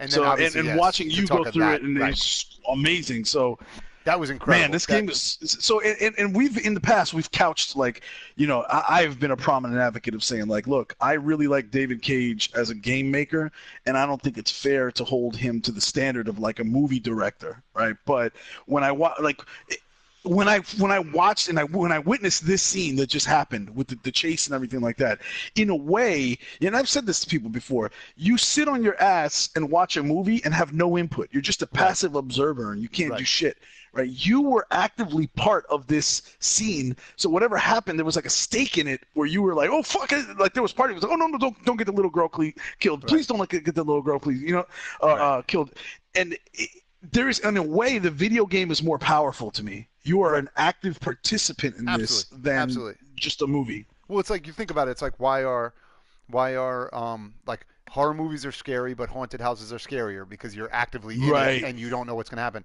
And then and then there's the next level of VR Resident Evil. Right. Yeah, and VR like horror games are the most scary because you are physically, your body is and mind is transported into this thing, and so you're making these decisions, right, that are impacting what's happening. And so that's why, like, reading a book or watching a movie is always going to be impactful, and it's going to hit on certain keys, of your brain. But like playing the game when especially when this game, because the way this game has already set the stakes for you to know, like if theoretically, I don't know, but theoretically my thought would be if like Alice or Kara or Connor all just got hit by a car, or any one of them did, as far as I believe right now, the rules of the game have been set that it wouldn't have been like, oh shit, game over, which would be stressful, but then you'd be like, oh, okay, now I have to do it again, right? I have to try again. It's not like Mega Man when you die, you just fucking start over and you're like, okay, now I learned something about it. You lose the character for the whole story. You never find out what happened with them. That could be the end of it, right? So they add the extra degree of stakes because not only is it stressful because I want to beat this part of the game, but it's also stressful because I know if I don't beat it, it just moves on with that character being dead. So they create this, this tension in my story, I think I told you one of my three main characters died in my story. You did, and it was it was like a real sense of loss for me. Like it bothered me for the rest of the game. I had to play the rest of the game with their story have ended there. And as far as now this is my kind of second go where I get to watch you play it through. But as far as I look back on this story, in my story, that character died, and it kind of still fucks with me when I think of this game. Like, God damn, like that's how that story was. That's how it ends. Yeah, that's how it went. I mean, and so that is kind of the beauty of being able to have these conversations where we can talk through, okay, well, what are some of the differences between yours and mine, and because we kind of get to see the, like I said, I was joking before, but it's like the Bandersnatch movie where people watch that movie and see completely different things, or just like I still haven't watched it. Or something. I do plan on it. I can't believe I haven't gotten around to it too, because the idea of it is right up my alley. But no, I haven't gotten to. But it's the same kind of thing like this, to be able to talk about, like when you watch it and I watch it, and to be able to say, oh shit, we literally saw two different movies, is the same thing as this game, where we're like, oh shit, like this is a completely different video game. And so this chapter alone shows, now they're getting into these real permutations of where the story can go and will go, and how much those things can change. But I'll say, so one thing it made me think when you said, oh, well, kind of it, I was kind of happy about the fact that they got away scot-free, and I, whatever at the time, and now I see this and whatever. I had kind of alluded to that moment earlier, right before we started playing, when I said, oh, this kind of, not exactly, one-to-one, but it reminds me a little bit of like a Game of Thrones, when they all see each other for the first time. Yes. As cheesy and kind of joking as I was saying that initially, like to compare this to Game of Thrones or whatever, but like, I'm gonna say I got an actual moment of like a physical reaction to the moment when I saw when they were on the other side of the fence and Connor ran up to it and had his hands up and they just made eye contact and then she fucking bolted down the thing. Like I got an actual physical response to the moment. I was like, oh shit, this is like the first time they're seeing each other.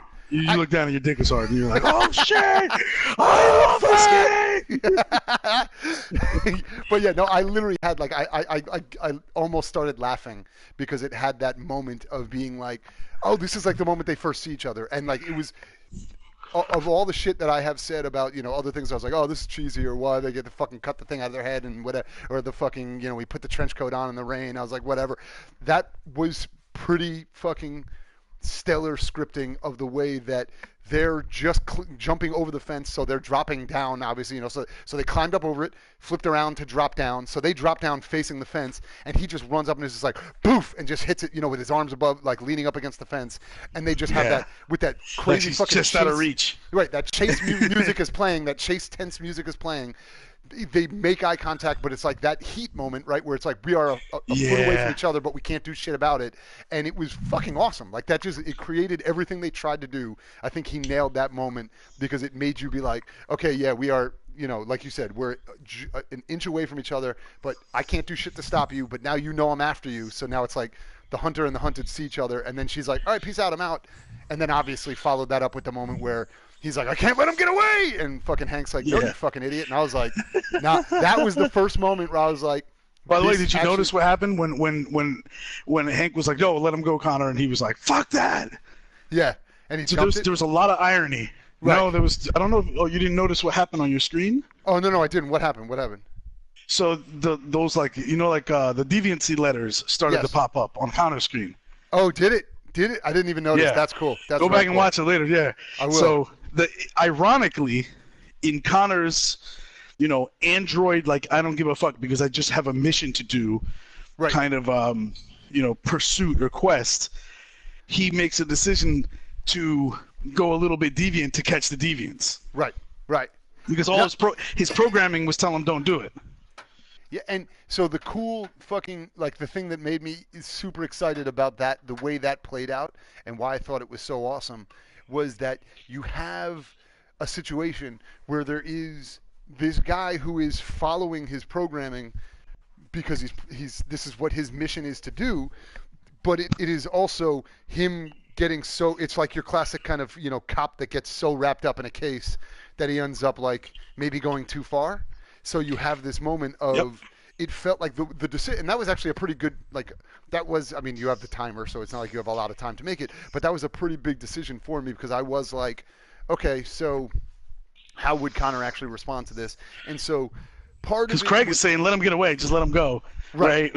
But Connor's like, no, fuck that! Connor's like, no, like, dude, this is why you brought me here. Like, this is what I'm here to do, is we can't let them get away.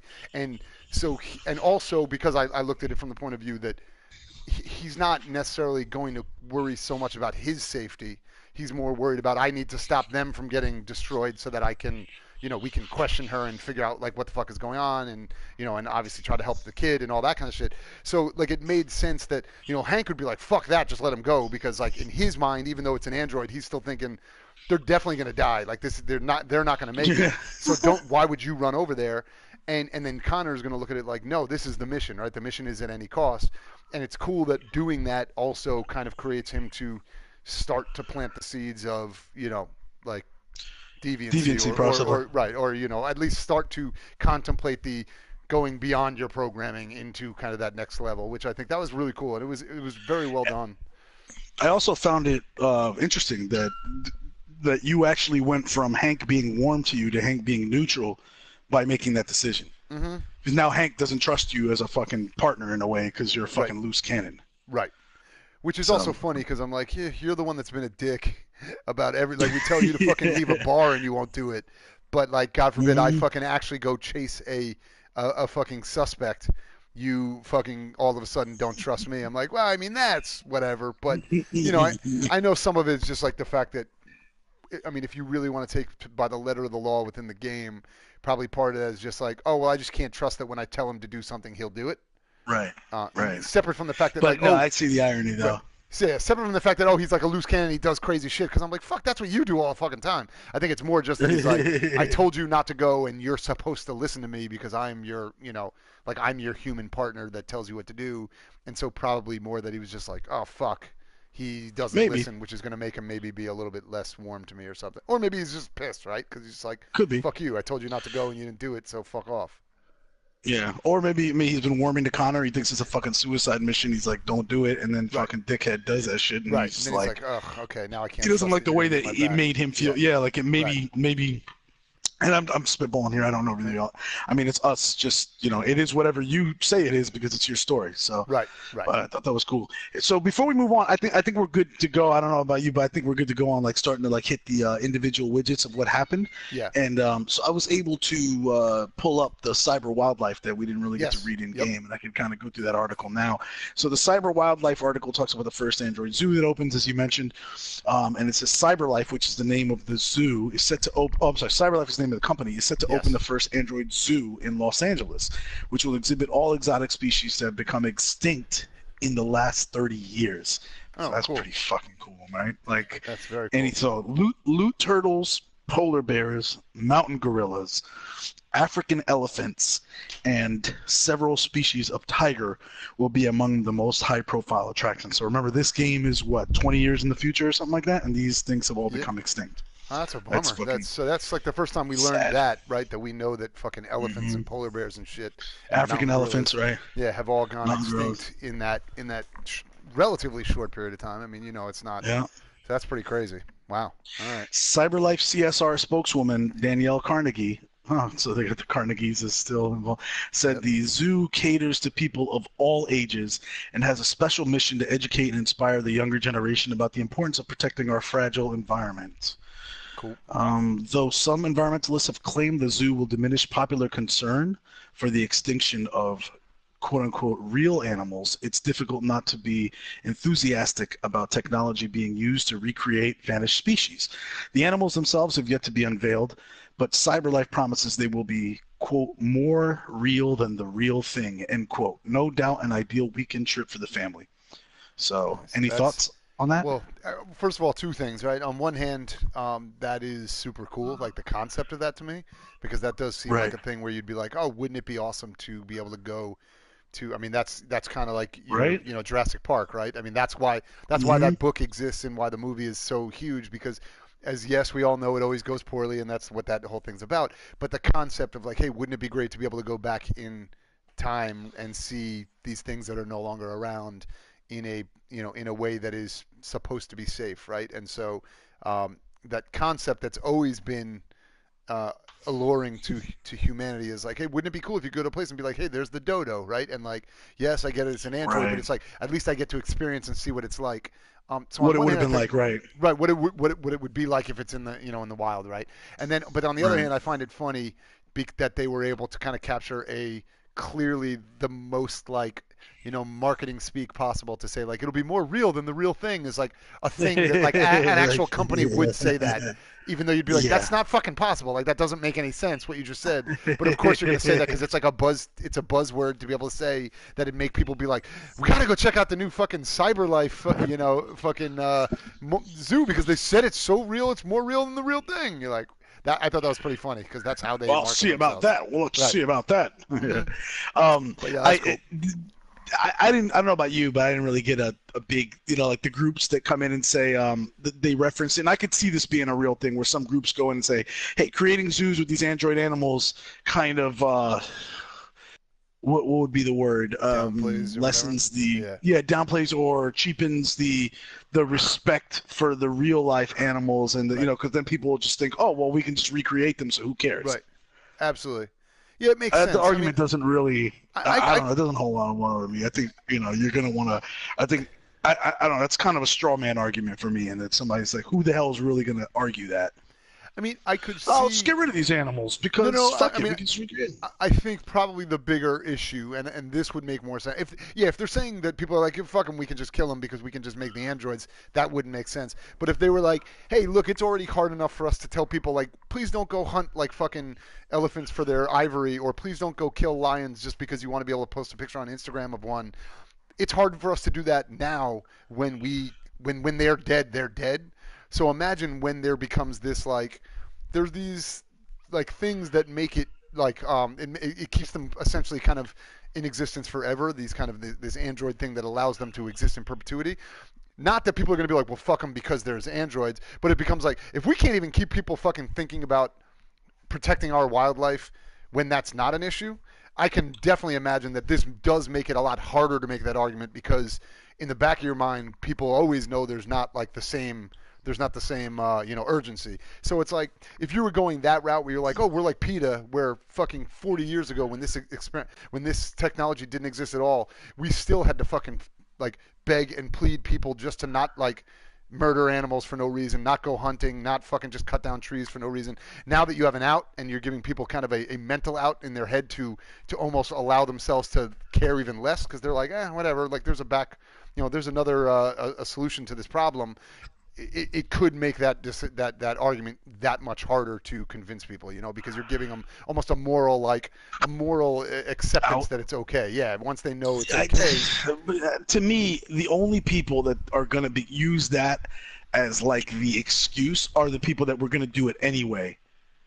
It's such like a weak argument. We'll just recreate them. We'll make androids of them. No problem. We'll just take your tusk for now.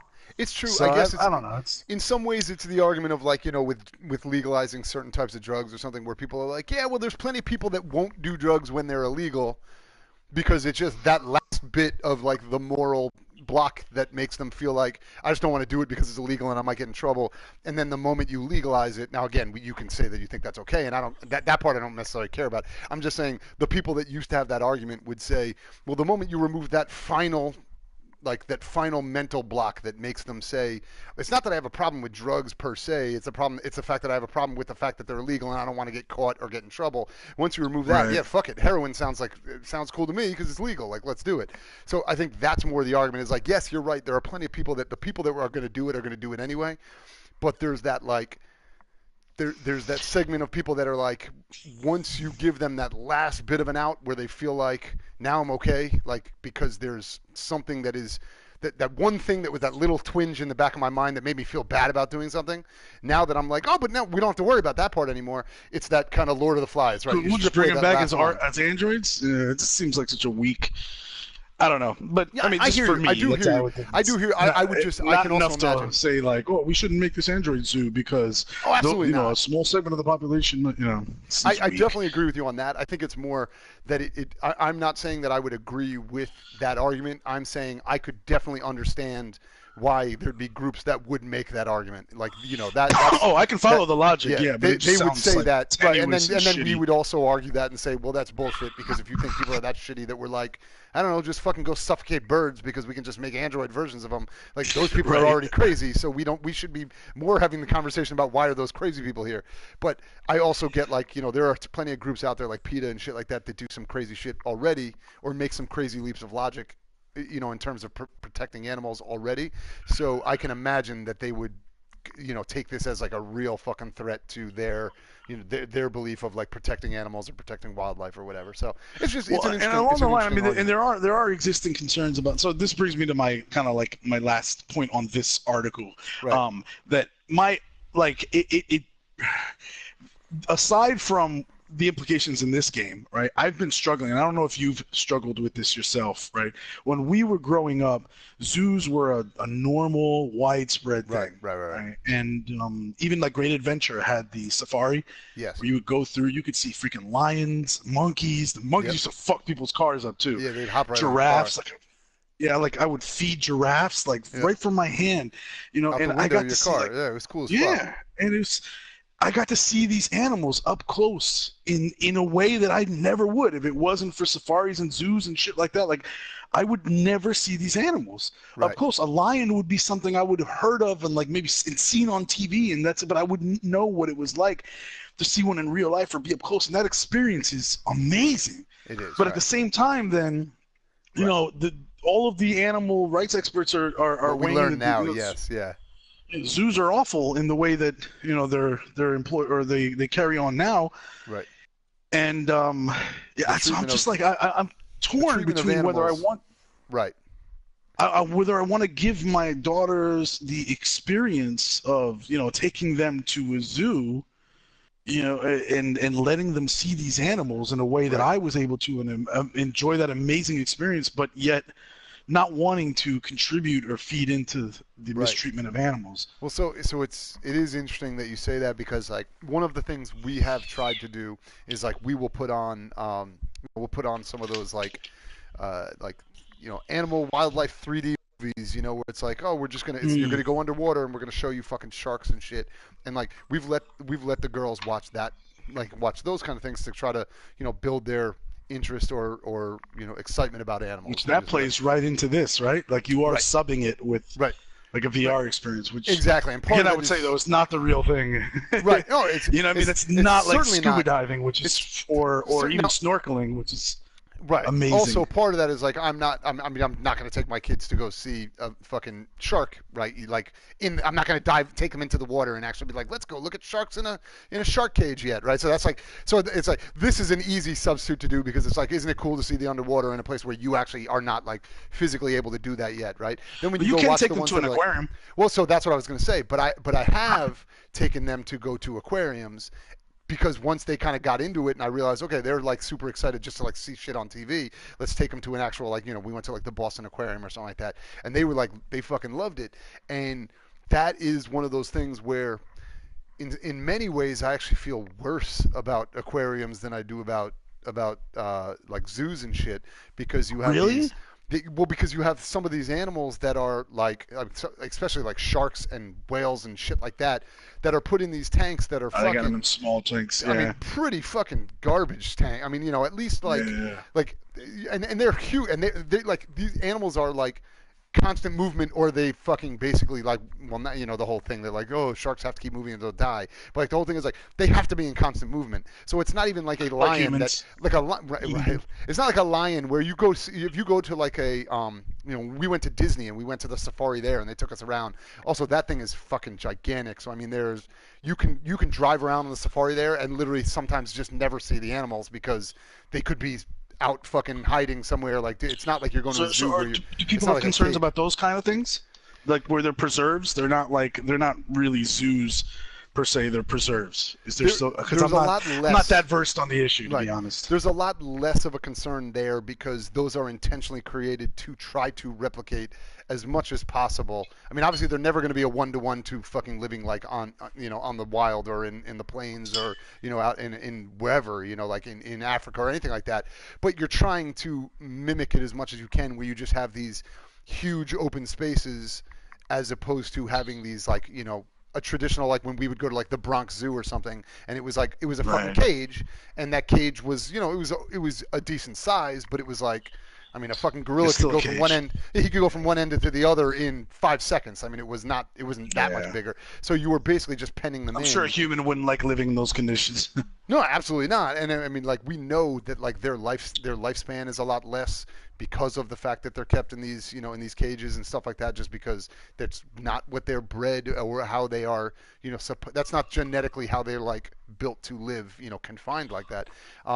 So there's definitely like some issues with both of those types of situations where I'm like, on one hand, we want to be able to experience the wonder of animals in their quasi-natural habitat, but we also don't want to destroy them in service of just becoming essentially like a movie for us, right? Or it's just like, oh, just go check out this thing where they just dance around for you for a little bit and then they fucking go to sleep. Like, that's a bummer too. So it's like I get torn back and forth, and so I've definitely tried to stay more away from zoo experiences and tried to do more of like safari style or wildlife preserve type things where it's like, hey, let's go to like the bird, like what are they called, like the thing at the end of Bird Box, like the conservatory or whatever. Right. Like those things where it's like, where they just set up these huge fucking spaces where they can just fly around and do their thing. And so you're like, at least that's not like, hey, you're not just putting like, let's go see the storks in their little fucking box and then let's go see the bluebirds in their tiny little cage, and like this is just like, they're just fucking bugging around. Even for birds and conservatories, think about that. They still suck. Oh, birds they're terrible. are animals that fly for miles and miles and miles, and like, you're like, all right, cool. Well, now you can fly around for a mile. You know, Exactly. after a while, that's gonna fucking suck ass. It is garbage. You're running into all the other birds that are sharing the space too. It's basically like if you were locked in New Jersey with all the fucking gridlock traffic, and or like in North Jersey, and you can move around all you want in North Jersey. After a while, you start to fucking go crazy. Like, there's traffic everywhere. I guess fucking hate it. The alternative for a conservatory is at least the difference between when, like, back in the day, again, when you'd go to like the Bronx Zoo or something like that, and it was like you'd go into like the bird like section, whereas like you'd walk into the building and then there'd be like one, you know, glass box where there'd be like, oh, here's like a couple of hummingbirds, and you'd walk up against the glass and you'd see them flying around there, and then you'd walk to the next little box, and like, if that's the alternative, at least conservatories try to be like, hey, we're trying to create a much larger space so that they can at least, you know, they can kind of fly on their own, and you're just kind of looking around and seeing what's there, and you're not like necessarily walking up to like this bird and that bird and that bird, but you're just kind of seeing everything kind of happen. That's what they're trying to do. But you're right, it does get to a point where there's like, I guess if I was a super hardcore person about it, I would just say it has to be like all or nothing. Like, you either have to just say, fuck it, we can't do it at all. It's just, if you ever want to see animals, you're just gonna have to watch fucking, you know, National Geographic and watch like or wander around at your own peril in the wild. Or say, fuck it, I'm going camping, and maybe get like eaten by a bear, but like, hey, whatever. Or we have to continue to be okay with it and say, if it's a minimum amount of animals and we do our best to treat them like with respect and, you know, not be shitty about it, like, you know, whatever. Like, I mean, I'm also somebody, like, I aggressively don't like the concept of hunting, right? I think hunting, other than like when it was done, you know, for like purposes of like, I need to eat, so people would go hunting, but like hunting for sport, I think is just dumb. I think it's like, you just, I'm not big on it either. Yeah, it doesn't come down to me like, I know people that will hunt for their actual food.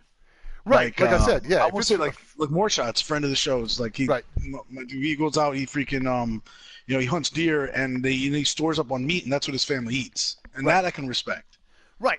I mean, I have family members who do that, right? Who go and they go hunting for a deer, bring it back home, you know, preserve everything, and then they eat it, and that, I don't see a problem with that, because that to me is functionally the same thing as I go to a restaurant and order a hamburger, and like that was made, somebody killed that, you know, killed an animal to feed me that, right? I go get bacon and eggs. I don't feel like bad about that. At least like the hunter has you know, experienced having to hunt the meat himself at least once, so maybe there's some respect, you know. And that's, you know, I stopped eating meat other than fish and eggs, and that was one of the things I always kind of felt bad about when I was eating like beef or chicken or pork or any of that stuff. I'm like, I've never had to hunt an animal and look it in the eyes and put it down. Right. You know what I mean? And well, I couldn't do that. So like one of the things when I was eating meat, and then what I felt was like, if I couldn't do that, then I shouldn't be eating meat. Right. And one of the things that like I wanted to do when I was still a meat eater was, you know, and I had enough friends from the Marine Corps that could probably have indulged me. You know, but I just kind of never got around to it. I wanted to hunt like an actual animal that could fight back, and I was at some risk with, you know, in order to like quote unquote earn my right to eat meat. Right. So that was what I wanted to track down a boar with a knife, like rather than like, you know, a gun on a deer from distance. You know what I mean? Which I know I can do. But you know, never got around to it. And actually, now I'm glad I kind of didn't do that or didn't have to or whatever. But, you know.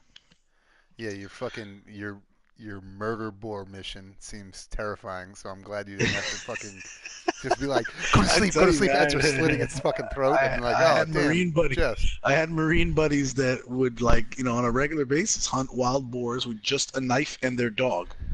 Okay. And they said the motherfuckers, you know, and those boars are no joke. Like, they'll fuck you up. Yeah. Oh, you can get wrecked. Joke about a few times they you know, caught some leg injuries or some shit like that with the boars. Yeah. But wow. Yes, I mean, that seems terrifying. I'm glad you didn't do that, so thank you. Although that'd be a great story for the podcast at some point if you ever do fucking so at this point I wouldn't do it now that I don't eat, you know, any kind of meat like that. Right. Yeah. So let me ask you, this is actually a sidebar thing, and then we can move on just because we've spent a lot of time on this one. But, but is that, because I know we've talked about it before, we've never really dug too deep into the, you know, the kind of the mentality behind what drove you to that decision or whatever. So is that a decision that you think you would ever change? Would you'd ever come around and be like, hey, I've come to a place where I'm like okay with it, maybe in moderation, or maybe I'm back to how I was before, or whatever it is? Or is that like, is it such a moral decision that you think this is like, for the rest of your life, you probably will never eat meat again? So it wasn't it wasn't a decision born out of like some huge. It just kind of happened. Okay. If that makes sense. And so like, for most people, that it's a huge decision. I used to think it might be a huge decision for me, but it kind of wasn't. It was like one day, like really what happened was my second daughter was born, and I decided, especially after watching like a documentary, What the Health, and other things where like, like reading other materials that talked about what the potential damage to a human body of eating like dead meat, like the bacteria in the meat itself, the immediate effect it has on the heart, shortens lifespans, like the health concerns, and also the inhumane treatment of a lot of the animals, right. And kind of like the industry that we're growing into, where like if you want to pursue a diet where the animal was fairly treated, then you have to trust the word of some company that they did it that way and pay like an insane amount more money for it.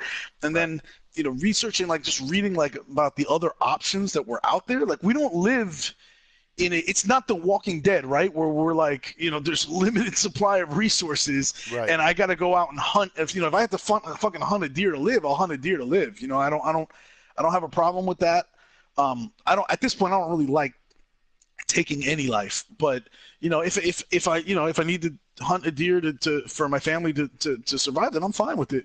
Okay. Or that's my mentality. So, but I didn't want to just bring my daughter into the world and go, here's some meat, right? I feel like that is a decision where the choice to consume animals like that is a choice that every individual should make on their own and decide whether they want to do it.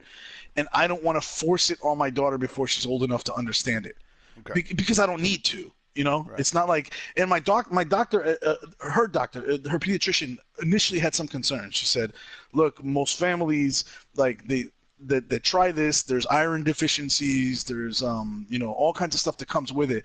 And I'm like, well, it sounds like, the more she described it, it sounded more like it was like the parents that weren't taking an active role in what their child was eating and were just doing the easiest thing.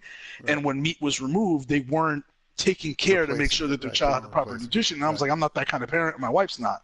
So I wasn't that concerned about it. And then so I just said to my wife, who still eats meat and was kind of just like, all right, if that's what you want to do. I was like, look, let's just hold off.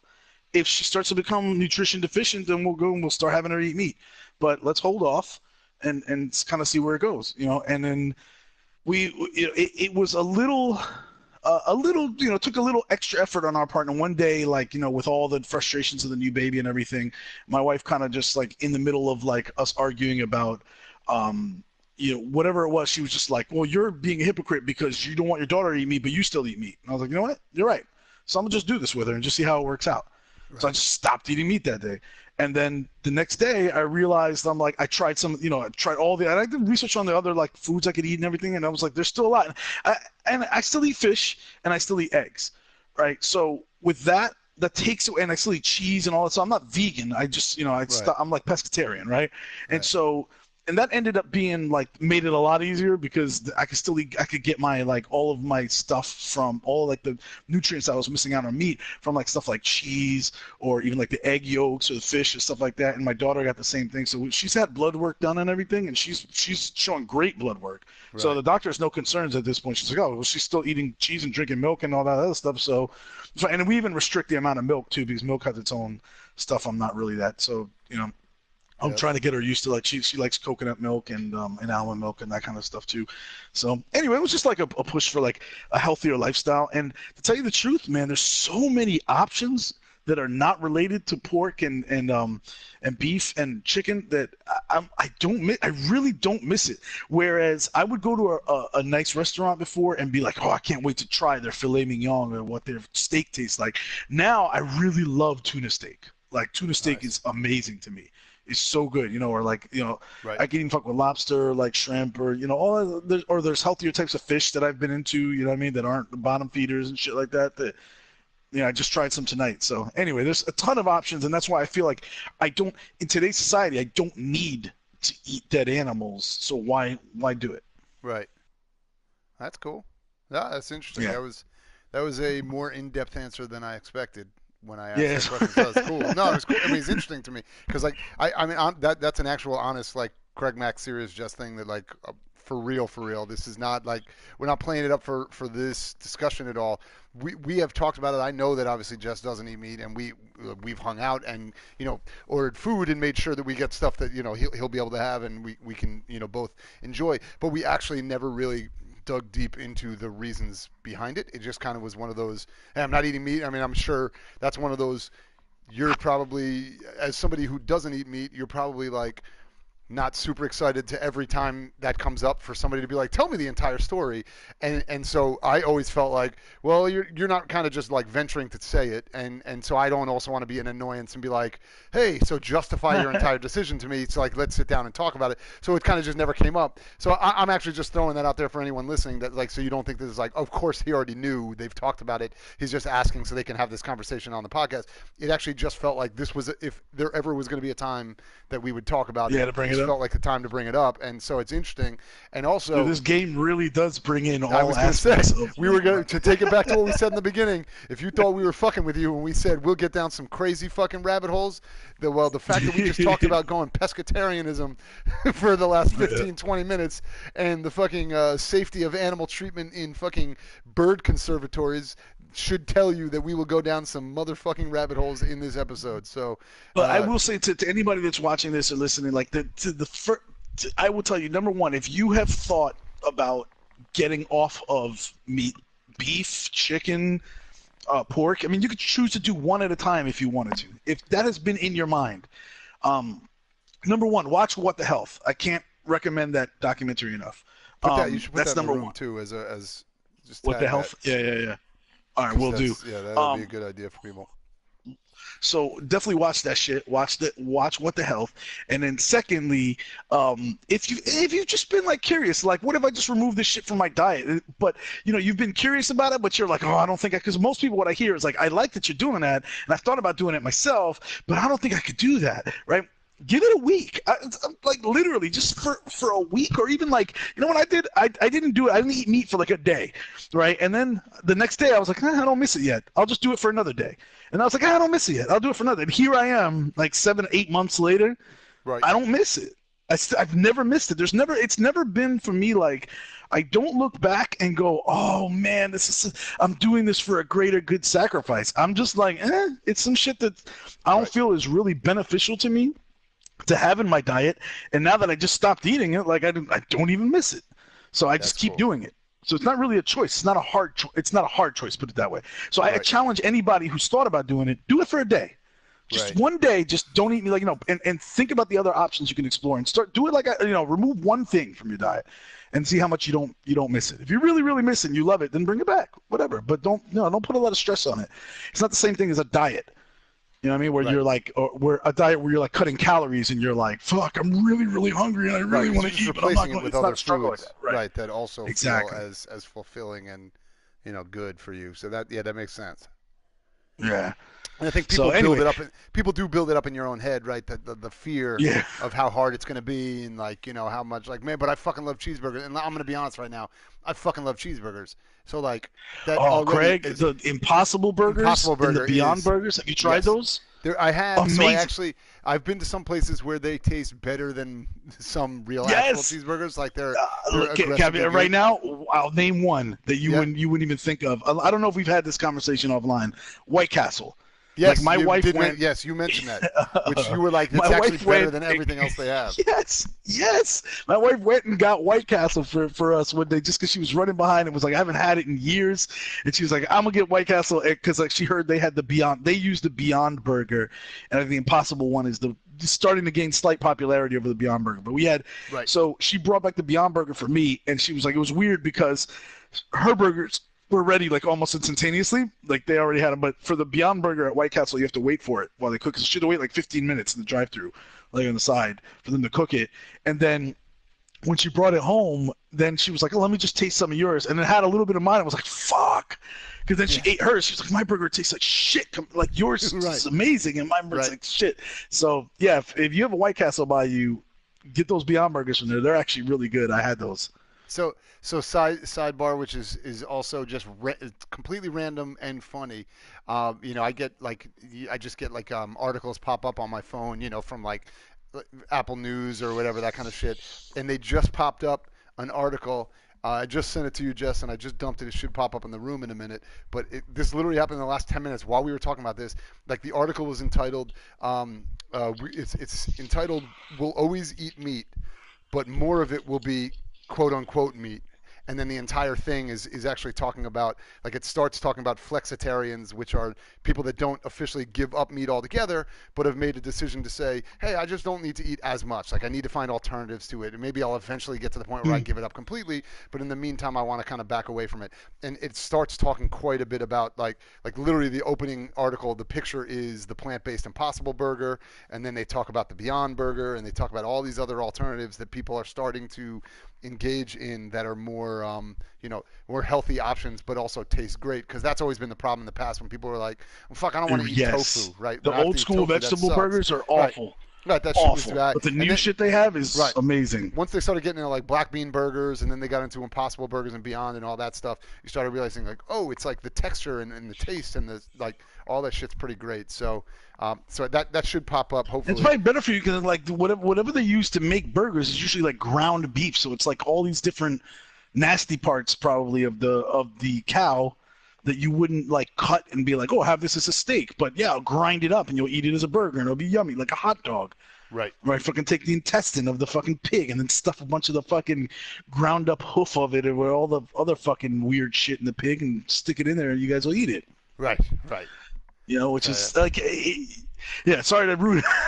If you love hot dogs, you're listening to me describe it that way, but that's what they are. Right. And when I ate meat, and ultimately you make the decision, like, well, they taste good, so I don't give a fuck. But, I don't know. It's just not appealing to me anymore. It's funny because, like, my wife, her niece, works like in the nutrition industry, and she is vegan. But like, with certain holidays, she'll be like, you know what? Fuck it. Like, holidays is when she'll be like, I'm gonna eat meat for today. Right. And that's when, her being Puerto Rican, she's like, oh, I'm gonna get my lechon in and all that shit, and she loves it, and but it fucks her stomach up too, because like and that tells you something, right? If I stop eating vegetables for like, and I have like, there's just been back when in my younger days, there may have been like, I may have gone 2 weeks without eating vegetables, and I start eating vegetables again. I'm like, vegetables, they're good, right? Stop eating meat for 2 weeks, and then go back and eat meat. See how it makes your stomach feel. Right. That's weird, right? That's fucking weird. Why does your body react like that? Like you stopped getting used to the poison and now it's back and you're all fucked up. Right. So for me, like, and so they have their days. Like, there's vegans or vegetarians that, like, for holidays they take off and they eat meat and they indulge in the old taste that they like. For me, I've literally been in those situations where it's been like Thanksgiving and my wife's been like, yeah, why don't you take today off and just eat some meat? And I was like, honestly, I just have I don't miss it. I really just don't miss it. And the thought now of what that might do to me once I eat it and how I might feel afterwards is fucking no thanks. Right. That's so cool, man. Yeah. But it is what it is. I encourage people though, if experiment. It's a long life you're gonna live, and why not? Fucking try out one day at a time. So don't make it a thing where you're like, you feel like you're bent over a barrel. I don't know. Just see it. See how it goes for one day. Right. And if it's not so bad the next day, see how it goes the next day. Jess, one thing I will say, I'm not sure. I tried to post it in that in the room, but for whatever reason, I don't think it went through. So if you do get a chance, where is it? I texted it to you. I tried to put it in the on the Twitch channel, but for whatever reason, it's not posting. It's not coming up in the chat. So I texted it to your phone. So if you think you could, if you have it open and you could just dump it in. I put everybody. By the way, we're on Discord as well, so I put it in our Discord chat. But I put watch What the Health, and I'll put it in here as well for our documentary in the Twitch chat, and then I'll also put in what you just said. So anyway, that's for me. That's it on this article. I don't mean we beat the dead horse on this one, I'm sure. But also on the other one, I want to say the other one said Canada was an Android-free zone. I can't find that in my archives on my articles for some reason, and that might have something to do with that you made different choices in yours, which ended up producing a different article like happened earlier to us. So I don't have the article, but basically we just know that Canada remains the Android free zone for purposes of the Nice. story. So I Got it. think now we can get back to the regular exploration of just the choices. Yeah, just actually walk through. All right, we might as well dive into that now that we have fucking tangented like a motherfucker. It's not a word, but I'm gonna use it anyway. Yeah, fuck it. So the first thing I'm gonna do, which It we is always now. do, yeah. First thing I will do, we always do this is so we go back like we said, we did the 40%. The two things that are up there are public opinion is skeptical still, and Alice is still trusted for me. So we're gonna skip all the shit at the top because that's all obviously a discussion or a decision tree that I did not make. But what we Correct. will do, we always bring up the world stats so we can see kind of where the world star World where that's stats. at. Yeah. So morning in squat. So 44% of total people started in the squat. So we already know we are, less than half of the group, which is actually 44% is a pretty good number considering there were 3 options. So Right. it obviously didn't work out to be an easy, third. So, every number is just so everyone knows because we've gone through the kind of math of this game is the number continues to get smaller, right? Because it breaks off of that 44%. So any decision made off of that, they're not just saying of the 100% of people that did the morning and squat, what's the percentage of that? They do the percentage of the total group of people that did that, right? So it's all going to be kind of splintering down from there. So you get a chance to kind of see that, and we'll see that moving forward. Correct, right? Jess, you there? Yeah. Can you hear me? Okay. Yes. Okay. Can you hear Yeah. Yes, I can hear you now. Okay. So Yeah. No. I I just want said to make yeah. sure that is correct. Yeah. Okay. So let's go in. Yeah, so like the it's going percentage, in that squat. 27% means that there's no way you could have got 100 because there's 3 different whole Right, because decision tree already, branches. right, because they don't restart the percentages of, okay, now 44% did that, but now like 75% of that 44%, it's all that each of the numbers based on 100% of people from the very beginning who made decisions. So that's why everything goes below 44. So like in this case, 44% of people did the morning and the squat, and 100% of those people also revived the fire, and that's why that number is also 44. Everything else is kind of a number that cascades below that because not everyone looked at all of Ralph's stuff. 33% of people looked at Ralph's stuff. Did you look at his stuff? Jess, you there? Can you hear me? Yeah. Can you hear me? Okay, Yeah, sorry. Yeah, no, I'm hearing you the whole time. I just had a moment of code. All right, so let me look at mine. Yeah. So I more wanted to know if you looked at his stuff and if you stole the money, because I chose not to because I didn't think Kara would. So I did. So that whole thing. Hold on. Read leaflet. You're gonna look at Ralph's stuff. No, I missed that. That's not even on my. That's why Nice. when you were bringing up those, I was thinking to myself, oh shit, I never saw those before. How did I miss them? Right. So I had the opportunity to steal his money, and I chose not to because I felt like that was a thing Carr would be like, whatever. Like he ended up not killing us. Like I don't want to fucking set him off again because who knows if he's gonna get all fucking crazy about his shit. So that must be the thing right there. That unlocked thing Yes. would have probably been that would have Steele's been money. if I had stolen, because the other 2 things didn't give you an option.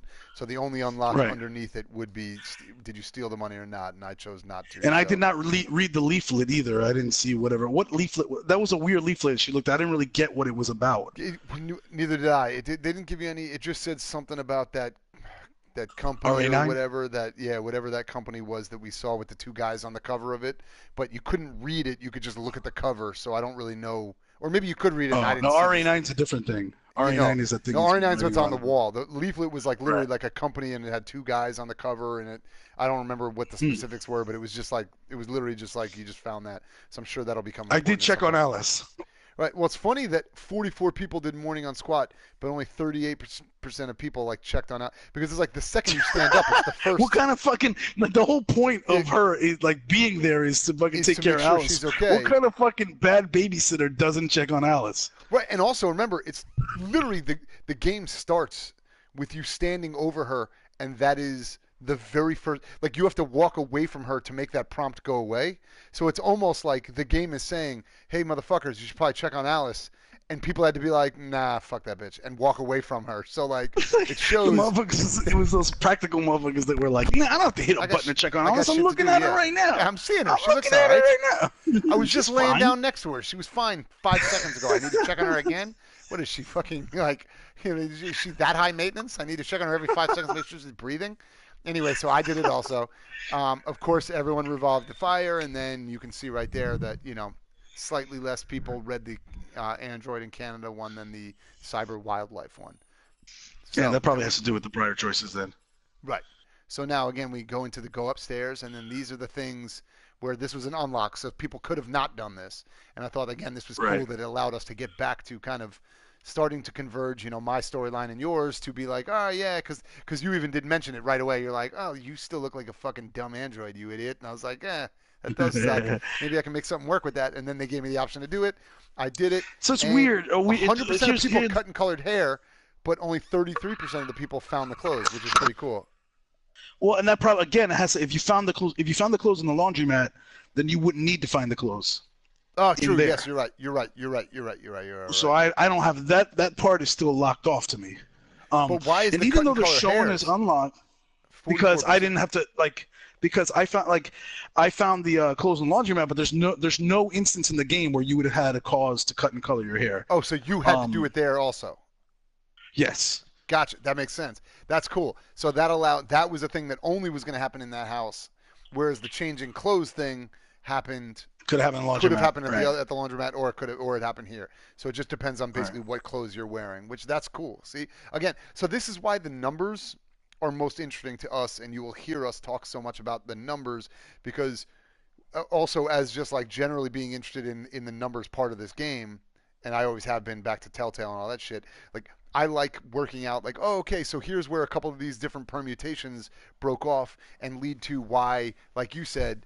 So the funny thing is, though, of the 44% of people that stayed in the squat, apparently most people did what I did not go find the clothes in the laundromat and ended up changing here, versus people that changed in the laundromat, because 33% of the overall people ended up changing here. So that means only 11% of people that were staying in this house had already found the clothes in advance, like you did. So again, that's why the numbers are fun, because you start to find how people are living, or how people are playing this game. You get to kind of see, oh, that's cool. So I'm guessing that if you took the trouble to go to the laundromat and find the clothes there, right, then you also took the steps necessary to get into the hotel.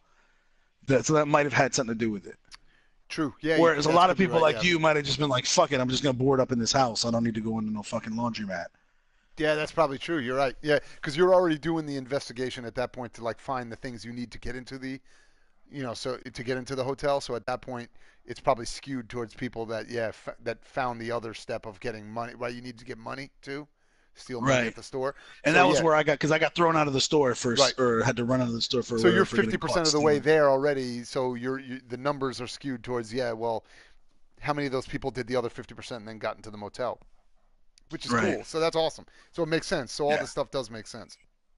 Fun to analyze. So let's see the next step. So what hair? So you chose the hair color black, and that was the. And I see your reasoning was like to keep her like black is like a more blendable color. I guess it doesn't call attention to her. Right. I went blonde, simply for the fact that Kara, when she's being described, is going to be a brown-haired android, and. Oh, you wanted to change it up enough. Flip the look completely. Where you're not looking for blonde. That's cool. Right. That's actually smart. But in your storyline, it ends up making it ends up not mattering anyway, because they see me. Whatever haircut you would have chosen, Connor would have figured it out. Saw me immediately, right? Yeah, he saw it. I wonder if that would have had no, because they would have recognized you running out of the house.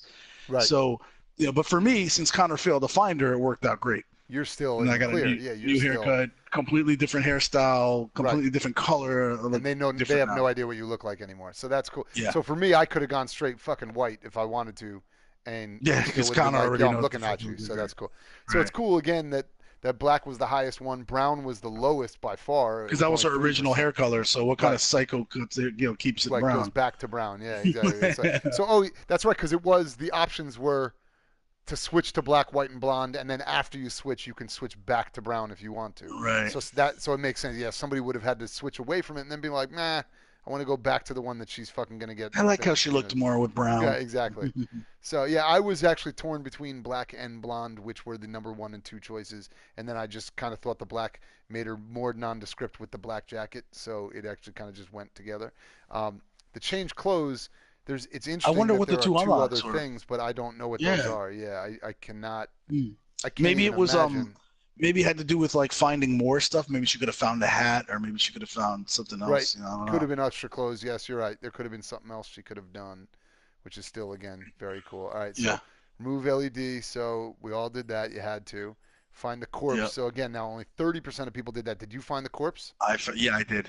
Okay. Yep. So that was huge because that actually led to me being I'm not able to sure talk if my I way ever out. brought it up to Ralph. Okay. I don't think I did. Okay.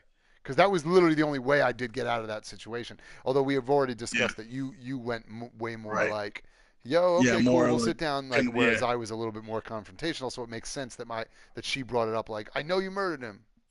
Right. So then we went downstairs. And another thing, I know that was you looking at my sister's ass last week. What? So the police arrives.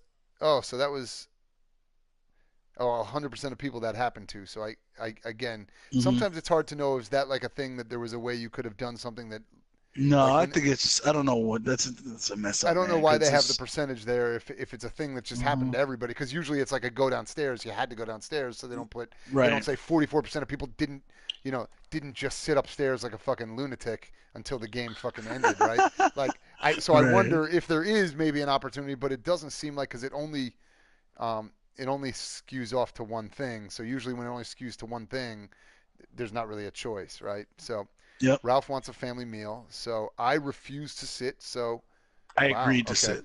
All right, so your number is obviously the majority of people, because mine's 15% of people that refuse to fucking sit down at the table. Yeah, I wasn't trying to fuck with crazy ass Ralph. Right. And Ralph was a new level of crazy at that point. Like he seemed even crazier in that conversation than he did when he was crazy the first time outside to Alice. Like this one, he was fucking losing his shit, which was kind of interesting. Right. All right. So then Ralph threatens Alice. That happened to also 15%. So all the people that refused to sit, obviously Ralph threatened Alice. But then I eventually sat at the table. And then I discussed the corpse, which 20%. So there's not even a branch off after. So I think you eventually have to sit at the table. Yes, I think it looks like you. That was like a telltale moment where you were you thought you had choice, but now Ralph is going to make you. When Ralph wants you to sit, you sit. Right, and so I think probably what happens there, that gave me the opportunity where I made Alice get pissed at me because by refusing to sit, set up the situation where. Maybe when I said like, oh, she doesn't want to eat that shit, and then she got upset. So maybe that's why it's like the choice tree is like, you're going to eventually have to sit, but you might make some decisions that are going to piss some people off in the process versus maybe sitting down immediately, maybe diffuse before. So you snitched on Alice. Alice was trying to tell you like, please do something, Carl, so I don't have to eat that. And Carl was like, yo, Alice says she don't want to eat that shit. Yeah, so that was actually one of the bummers where.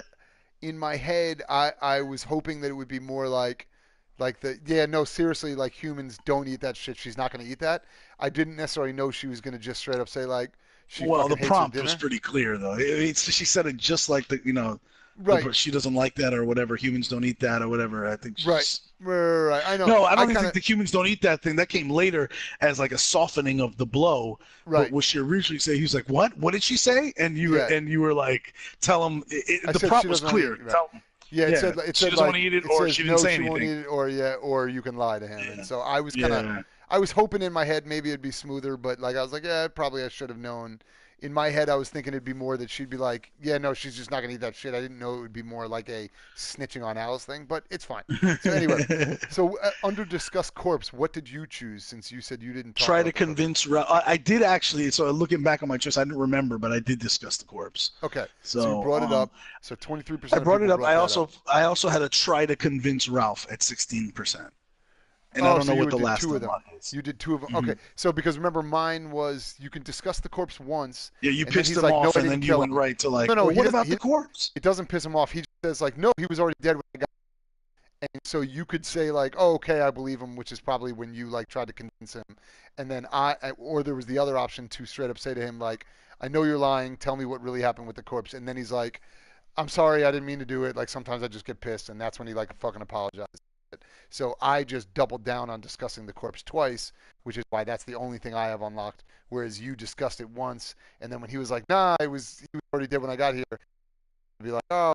I'm not sure it went down like that. I remember like me bringing it up at some point, but it wasn't like everything was fine at the time I brought it up, and I think that was my way to defray away from eating the food. I think that's what happened. Right, change the subject He was a little like, bit. Yeah, he was like, eat it, and I brought up the corpse. yeah. And then I think I tried to convince him, So I always do when something I don't want else. to eat dinner. I'm like, hey, well, Yeah, what about yeah. the dead guy upstairs? I might have tried to convince him first before the corpse. I don't remember, but Right. I don't remember it being like a Confrontational. Yeah. Mm-hmm. And then it did. My next one was Ralph apologizes as All right, well. so 36% of the 44 that happened to everybody. The other alternative, it could have bypassed him apologizing and just gone down to disturbed by Connor. So apparently so both of us were able to at least get him to be like, yo, I'm an asshole and I get fucking crazy, which was actually that was also really good character development of like him, having that recognition of, like sometimes I just can suck and like I do shit and I control myself.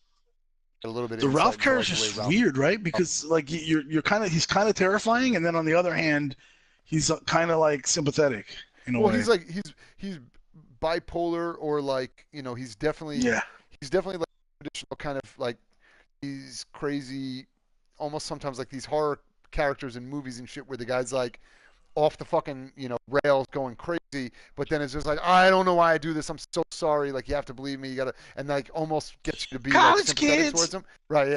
Yeah. We got your friend, but in the end, like you realize, sometimes you can't tell, is it a is it a cover to try to lull people in, or is it an actual like recognition of the kind of bipolar nature of rage to apology and so on. So I think it's cool. It's if nothing else, it's well delivered. The lines are well delivered. Yep. The kind of character is well crafted in that moment. So that was cool. All right. So then obviously disturbed by Connor. So that happened. And then Connor investigates the squat. That happened to, again, 100% of people. I don't know what that means, but that's fine. Enter the squat. We all did that. Interrogate the squat android. So this is a next split. Let's see where that went down. Squat android keeps quiet versus, I guess I could have gotten him to say something about them, and I did not. Because maybe if you pissed him off bad enough, he gives him up. I don't know. Oh, okay. But he keeps quiet, 33% as well. Right. Okay. And then we move into the investigating the ground floor. So I checked the kitchen. 28% of people did that. This is funny. Whatever it is, if he doesn't keep quiet, that whole thing branches all the way back into like the same results as possibly would have come from that second main branch. It goes all the way up here. Yeah, you're right. Yeah. So it looks like it goes right to them being chased. Is that what happens? It looks like it. Yeah. So Connor finds him and they fucking take off. So something tells me, if you would have been sleeping in the car, there's a good chance Connor was fucking finding you out. Right. I don't know. Wait, because there's all kinds of unlocked endings on that. I don't think that does lead to them directly being chased necessarily. Right. That's great. So I'm trying to look from here. So the line goes up to there, then shoots across over to here, and then it leads to Connor pursues Kara. Yeah. So Connor would have pursued them immediately had we gotten him to give him up in the car. But instead, because he didn't give him up, this goes to where I had to do so I analyzed the squad android. 33% of people did that. I checked upstairs. That's the thing that you had gone to the bathroom, but he went in. I started to go upstairs, and he goes, I checked upstairs as well. Right? Yeah, and then he's like, no, and it immediately says the android is telling the truth. So he didn't even go all the way up. He just gets halfway up the stairs and just comes back down because he's like, oh no, he's not lying to me. So that's cool. The game's like, we're not wasting your time. Right, cool. It's cool. Check the kitchen. So you check the table. I didn't check under whatever that is. I did check the table. Under the stairs. Checking under the stairs was that's where I find them. So 26% of people found them. So that's why I didn't find them. I didn't check under the stairs. Right. I think that's probably what happened to me. I was following that. I do remember that thing where it was like I would get hotter and colder, and he would get more fucking agitated. Because it starts happening when you go towards the stairs, so you would think it's up. So I thought it was upstairs, right. and then when I went to check upstairs, that's when I ran into that there was nobody up there.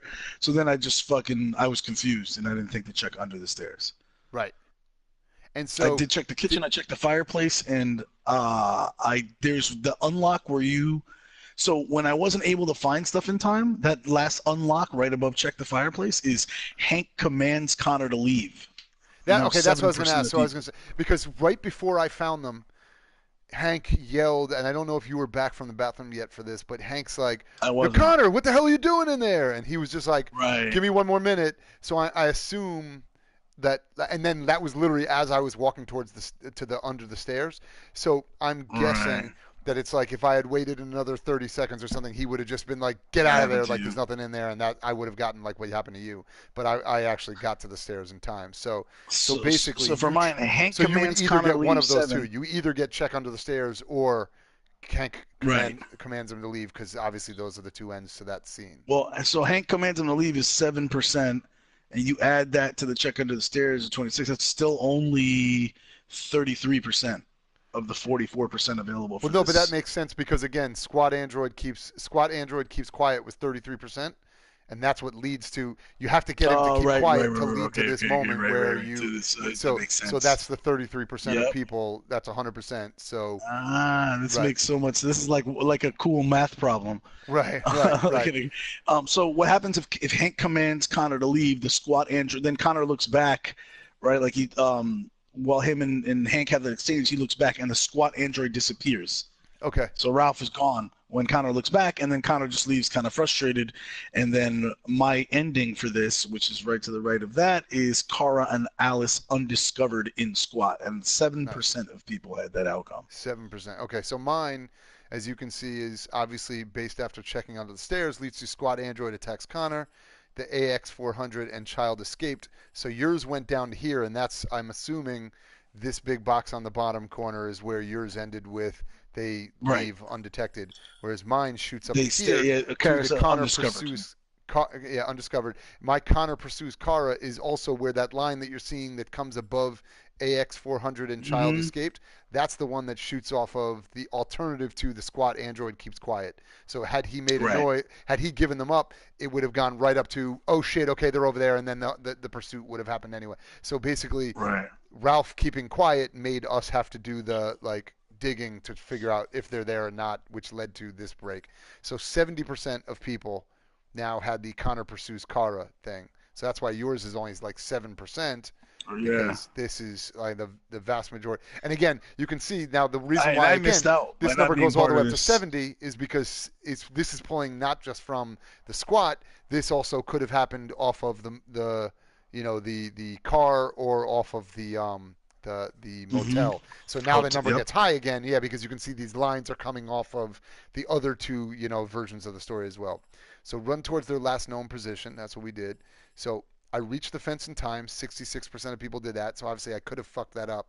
I could have either gone the wrong way or obviously maybe not reached the fence in time. And that's that moment we were talking about before when he runs up to the fence right while they're on the other side and he's on one side and they make eye contact. So obviously I could have fucked that up and not gotten there in time, and they would have already been down at the street. And so that actually gets back to what we were talking about before.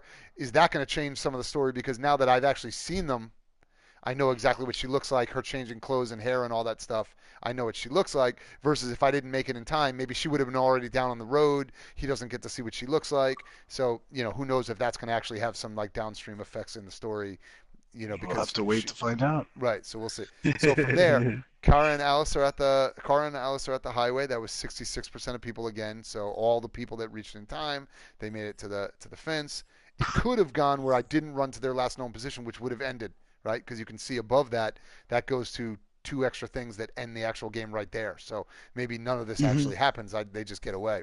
So Kara and Alice reached the middle section, 65% of that 66. So almost everyone made it to the middle. And obviously there were some people that didn't, and that goes to a separate ending that probably, oh wow. So that probably ends poorly, that one, if they don't make it to the middle section, I assume. So then we go to Hank orders Connor not to go. That happened to 65% of people, but 31%, so about half of the people pursued the AX400. So it was almost an even split of people that chose to listen and not. So from there, I got the Connor reaches the middle section, 30%. It was funny watching you make that choice, by the way, because you were saying it was kind of, to you, these were all the things running through your mind, and that you didn't want him to actually catch him. There was your out to do it, but then you had to think that Connor might actually do it. I had to think that watching you make that decision and hearing you and knowing you, there was that part of CraigMakk's ego that was definitely engaged. He was like, "Fuck that! That bitch not getting away from me while I'm in control." You know, because you made that decision so aggressively and quickly, a lot more quickly, I think, than you noticed that you did. You were like so caught up in the like, "Oh, I'm gonna win," you know, that you made it really, really fast before you even completely processed it. Right, and so I will say this. This is one thing I actually was aware of. I don't know if this was intentional on their part or not at all. Like, this is actually me just tossing it out. But it was. It felt like it was a little bit of a leading of the witness, because the scene started with Connor already being like, I got to go after them. And then Hank putting his hand on his shoulder and saying, no, like, what the fuck are you doing? They're never going to make it or whatever. And so then it almost like, to me, felt like, well, they've already shown me that Connor is already like, yeah, no, I'm fucking doing it. So then it felt like to say no would be going against like Connor versus in a way, except yes. that remember, Connor is subject to programming that has him kind of supposed to follow commands. Absolutely, no. So Hank. that part and I was. Yet he's already broken it when Hank was like, "Stay here." Right. So although, and I've already done that because he said like stay in the car, right? And then they forced me to get out on that too. So like the point is Connor's already he's like willing to be like, yeah, if this is like for the betterment of my mission, I'll make a decision that is not necessarily driven by your commands. It's driven by my processors, right? But like that one scene, I wonder if I would have made a different decision had it literally just been them just standing there looking through the fence and Hank being like, dude, just let them go. It's not worth it. They're not going to make it. Maybe I would have been like, I'll wait, versus the fact that they already showed that Connor was like, fuck off, I'm going. Then I was like, well, then Connor was like chomping at the bit. Right, he was already ready to go, so it made. So I wonder. But again, it's a very human. It's a human emotion, right? Right. That was like that's yet another time that we don't see Connor, and like usually he's this calm, cool, collected, practical guy, and that was like a weird situation where Connor was like, no, fuck that, they're getting away, you know. Right. It was that moment to see a little bit behind the curtain for him. And so also interesting in that, to kind of dwell back on that decision of leading the witness, it's also pretty cool to say how storytelling, the non-interactive parts of storytelling, can drive your decisions in the interactive parts, right? Like the way they set up a scene can lead you towards making a decision, right? It's like some of the Telltale stuff where it's like, are you going to shoot the kid or are you going to shoot the 80-year-old man? You're like, oh, well, like your decision already makes it be, yes, there's going to be a few people that choose to shoot the kid, but most people aren't going to be fucking animals and are going to end up saying, I'm going to shoot the old man, like, because you're leading me based on the decision that you're giving me. So like same thing here, when you set it up that way, you can see that 31% of people pursued the AX400 and 30% of that 31. Oh no, wait, it was back to. Oh no, so it was the split decision. No, okay, so this actually was one where I would have thought it would have led people more to choose to pursue anyway, but it actually showed. Yeah, but you've also got I think there's the human part of it that was like people were like, well, there's multiple things, like as we already discussed, like people saying, well, like Hank told him not to go, and I also don't want I don't want Kara getting going. Yeah, this is my out, right? Yeah. All right, so let's just move on, just so we can tear through some of these last. I enjoyed watching you play it the way you did, though. Yeah. Like I could easily see how you would have made different choices. Right. Especially knowing you and knowing that in you somewhere there was probably certain, like you wanted Kara to get away. Right. But it was really interesting seeing you stick to character and how you think Connor would handle this, and so that was really awesome. Yeah. I'm enjoying this as much the second time through as I did the first time playing it through myself. Yeah, that is exactly what we were hoping would happen, so this is awesome. All right, so Kara and Alice cross the last section. Connor catches Kara, so I remember that part, and that's when I was like, fuck! Like, they got together. He got to her, but then... So Kara loses Connor. Puts up a hell of a fight. 30%. Yeah, she's all like skinny and pretty, and you think that you're like, yeah. She knocked him into a fucking oncoming truck, which was kind of baller. So it could have gone a different direction where she didn't lose him. Again, that's obviously the other alternative, and then that shoots down to this bottom unlock, which also came off of all the bad, like if they didn't reach the middle section at all. So that one goes down a dark path of probably either they get maybe they die. Yeah. So. She loses him, and then Connor avoids the collision, so only 24% of the 30% of people. So the majority of those people, but there were some people that didn't avoid a collision, which goes down to another thing, which could have been maybe Connor dies, right? And so I was able to get the best of every possible scenario that I wanted, which was Kara and Alice reached the other side. Puts up an honest effort. But Connor put up the legit try. He made this be like a real, like an actual real chase between these, the good guy and the bad guy. So very much like the kind of heat, I'm going after you. I'm putting everything for it. But she still survived. I'd say The Fugitive and is probably Connor still your better comparison. Or yes, The Fugitive. Because The Fugitive. You're right. You don't hate Connor. Tommy Lee Jones. See Tommy Lee Jones. Right. Yeah. Right. Like it's the Tommy Lee he's Jones. like, I'm innocent. Right. I don't care. Right. Like my job is to get you, and that's what it is. Like you can prove that shit later, but first I'm going to try to catch you. And so this actually was probably, if anything, this is the way I would have wanted it to play out. Is I want them to get away. I want him to put up his best effort to try to catch them.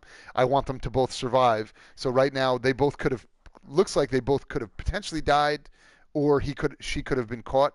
And any one of those outcomes I would have been way more bummed out about. Whereas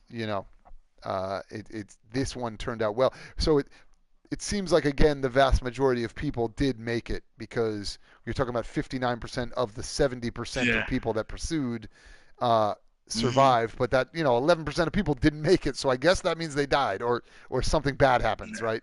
Either she gets hit by a car and he catches her, or she dies from impact or gets destroyed by impact or something like that. But it seems like most people I thought there. you were gonna like this one going in, like just based off of my play of it. But your play turned out to be even more epic than anything. So that's like, wow, this is like one of my favorite missions now. Knowing how you played it, and it was like really a joy to watch this go down. That was really fucking awesome. Man. So that was fun, specifically based on the fact that obviously I enjoyed it just by my reaction from playing it. I mean, that was evident. And then I enjoyed talking about it because your things were so drastically different.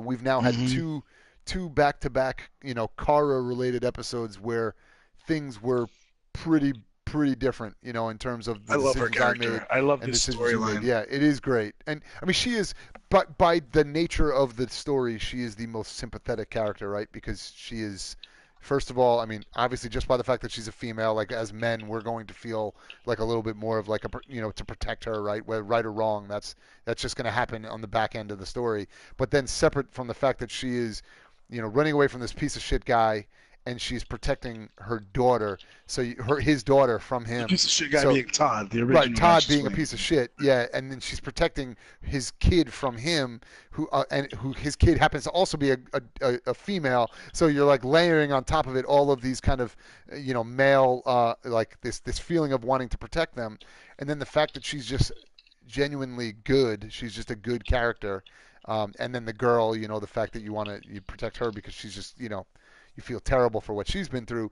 So all that stuff put together really makes you realize like how great her character is to make you just feel that like empathy to want her to survive and make it through this. And it's really well done. So the story just keeps getting better from here on out. I mean, I will say like the next chapter is Jericho, right? And it involves Marcus. So just the name of the next chapter should tip you off that this is going to be really fucking interesting. Yeah. A lot to look forward to here in this story. Yeah, and I'm pumped already based on the fact that they're, starting to merge the stories.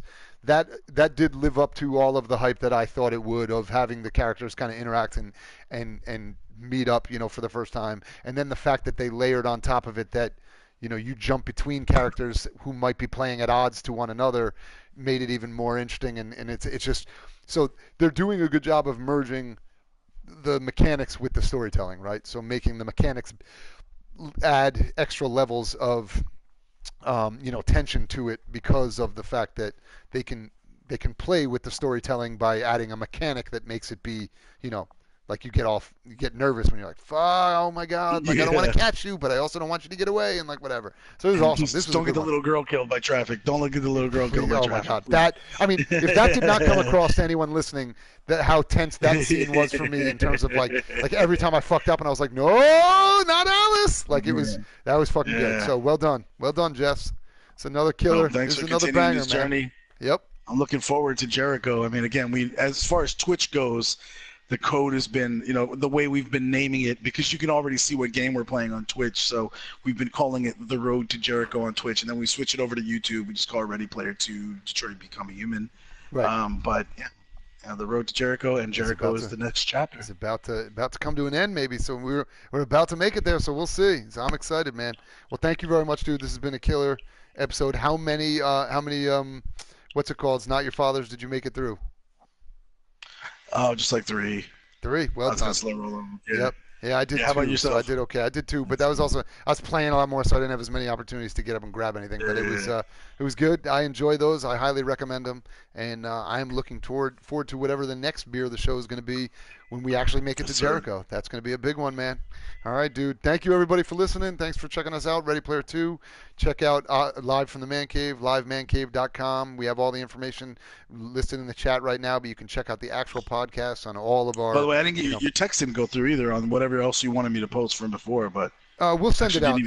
We will send it out at some point. Well, join our Discord. Yeah, I'll put dump it into the Discord. To our Discord channel. Yeah, so you'll get it in there, and our Discord channel. We'll put a link to that in the chat in here as well. That's probably that's just literally come in there and talk, hang out with not just us, but with other people that come listen to the show. Whole community. The whole community's there. We got suggestion rooms, but we also just have tell us about beers you're drinking, or movies you're watching, or video games you're playing, and things we should watch, or whatever. It's just a cool place to hang out. When you're at work and you need a break and you just want to talk to other like-minded people that, like good beers, like good shows, play video games, want to talk about shit that's happening in the news, whatever it is, it's kind of a free-range place to talk about whatever you want. And that's all happening in the Discord. But then separate from that, you can just go check out Live from the Man Cave, which I know Just already posted, but you can get that on iTunes and everywhere else. We have our livemancave.com page, so if you want to stream it right off the page directly, our podcast central has links to other stuff that we talk about in the show as well, so kind of a little bit more interactive ways to keep up with stuff we're talking about. But we have another big episode that's going to be coming up very soon. In the next day or two, you're going to get a new episode that we just did, and we just finished up how many episodes? What are we? Episode 5 into our Live from the MCU, which is our first foray into some tabletop gaming, some RPG, like actual gaming with our boy Jim Sardonic, our Minister of Gaming, Jim Sardonic. Yeah, big dungeon master, that one. Rolling D6s and shit like crazy. For everything. I'm gonna blow my nose. To roll D6. Roll D6 to say somebody's about to get got. I'm like, well, I mean, I feel like I should open my mouth to do that, but all right, let's do it. I think at one point you had to roll to look at. You had to roll to look at. Pissed off that we fucked Cable up like that. Oh, we taunted the shit out of that motherfucker. So did you? At one point, I think you had to roll to be able to look at a woman's ass, and you failed. So that's how bad shit has gone in that game. At some points, things do not go well. Guy's ass instead. No.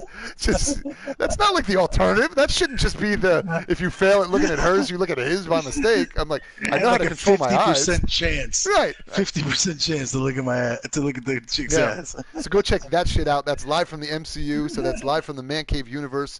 But it's our game that takes place also in the joke is that it's also the Marvel Cinematic Universe. So we are a couple of villains just shooting the place up and trying to take on some of Marvel's biggest, from the cinematic world, some of Marvel's biggest heroes right now. So that's a whole nother side project we have. So we have, a ton of shit out there that you can check out.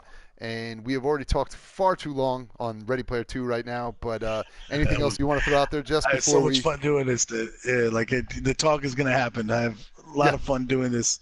So if you've hung in here this long, chances are you're not even watching anymore. Like, you just have it playing in the room and you're doing other productive shit, maybe like cleaning and shit. But hopefully you enjoyed the actual gameplay as much as we did, and you're enjoying the conversations that follow.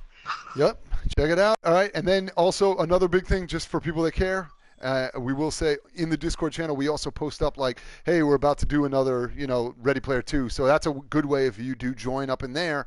That's a way so that you don't, you can come join us live and find out, instead of watching it on YouTube, you can jump right into Twitch and, we've had plenty of ones where there's conversations happening while we're playing, people posting in questions or, thoughts about the game or whatever. So it's just another way to interact with us. So check us out. We are super excited to have you here. Follow us on Twitch. Yep. Follow us on Twitch. Follow us on YouTube. Definitely. Yep. Oh, I think that's it. I'm done. I got nothing else. I'm All right. fucking tired. Let's do I thought I was Let's break tired outta when here. we started this, and then I talked for 2.5 Really hours fucking- and drank some beers. So now I'm ready to go. That car scene fucking probably seriously woke you up though for a I'm while. all fucking hyped up now. Yeah, it's like I fucking drank like 4 cups of coffee. I'm probably not gonna fall asleep for a while. So we shall see. But yo, Jess, thank you very much. It's been a killer time, and Same here, we man. will catch up with another one very soon Looking because I'm forward ready to to see what Jericho. happens in Jericho. Yeah, so let's get that happening sooner rather than later. Other than that, thank you for listening and hanging out with us this long. We had a great time. Peace.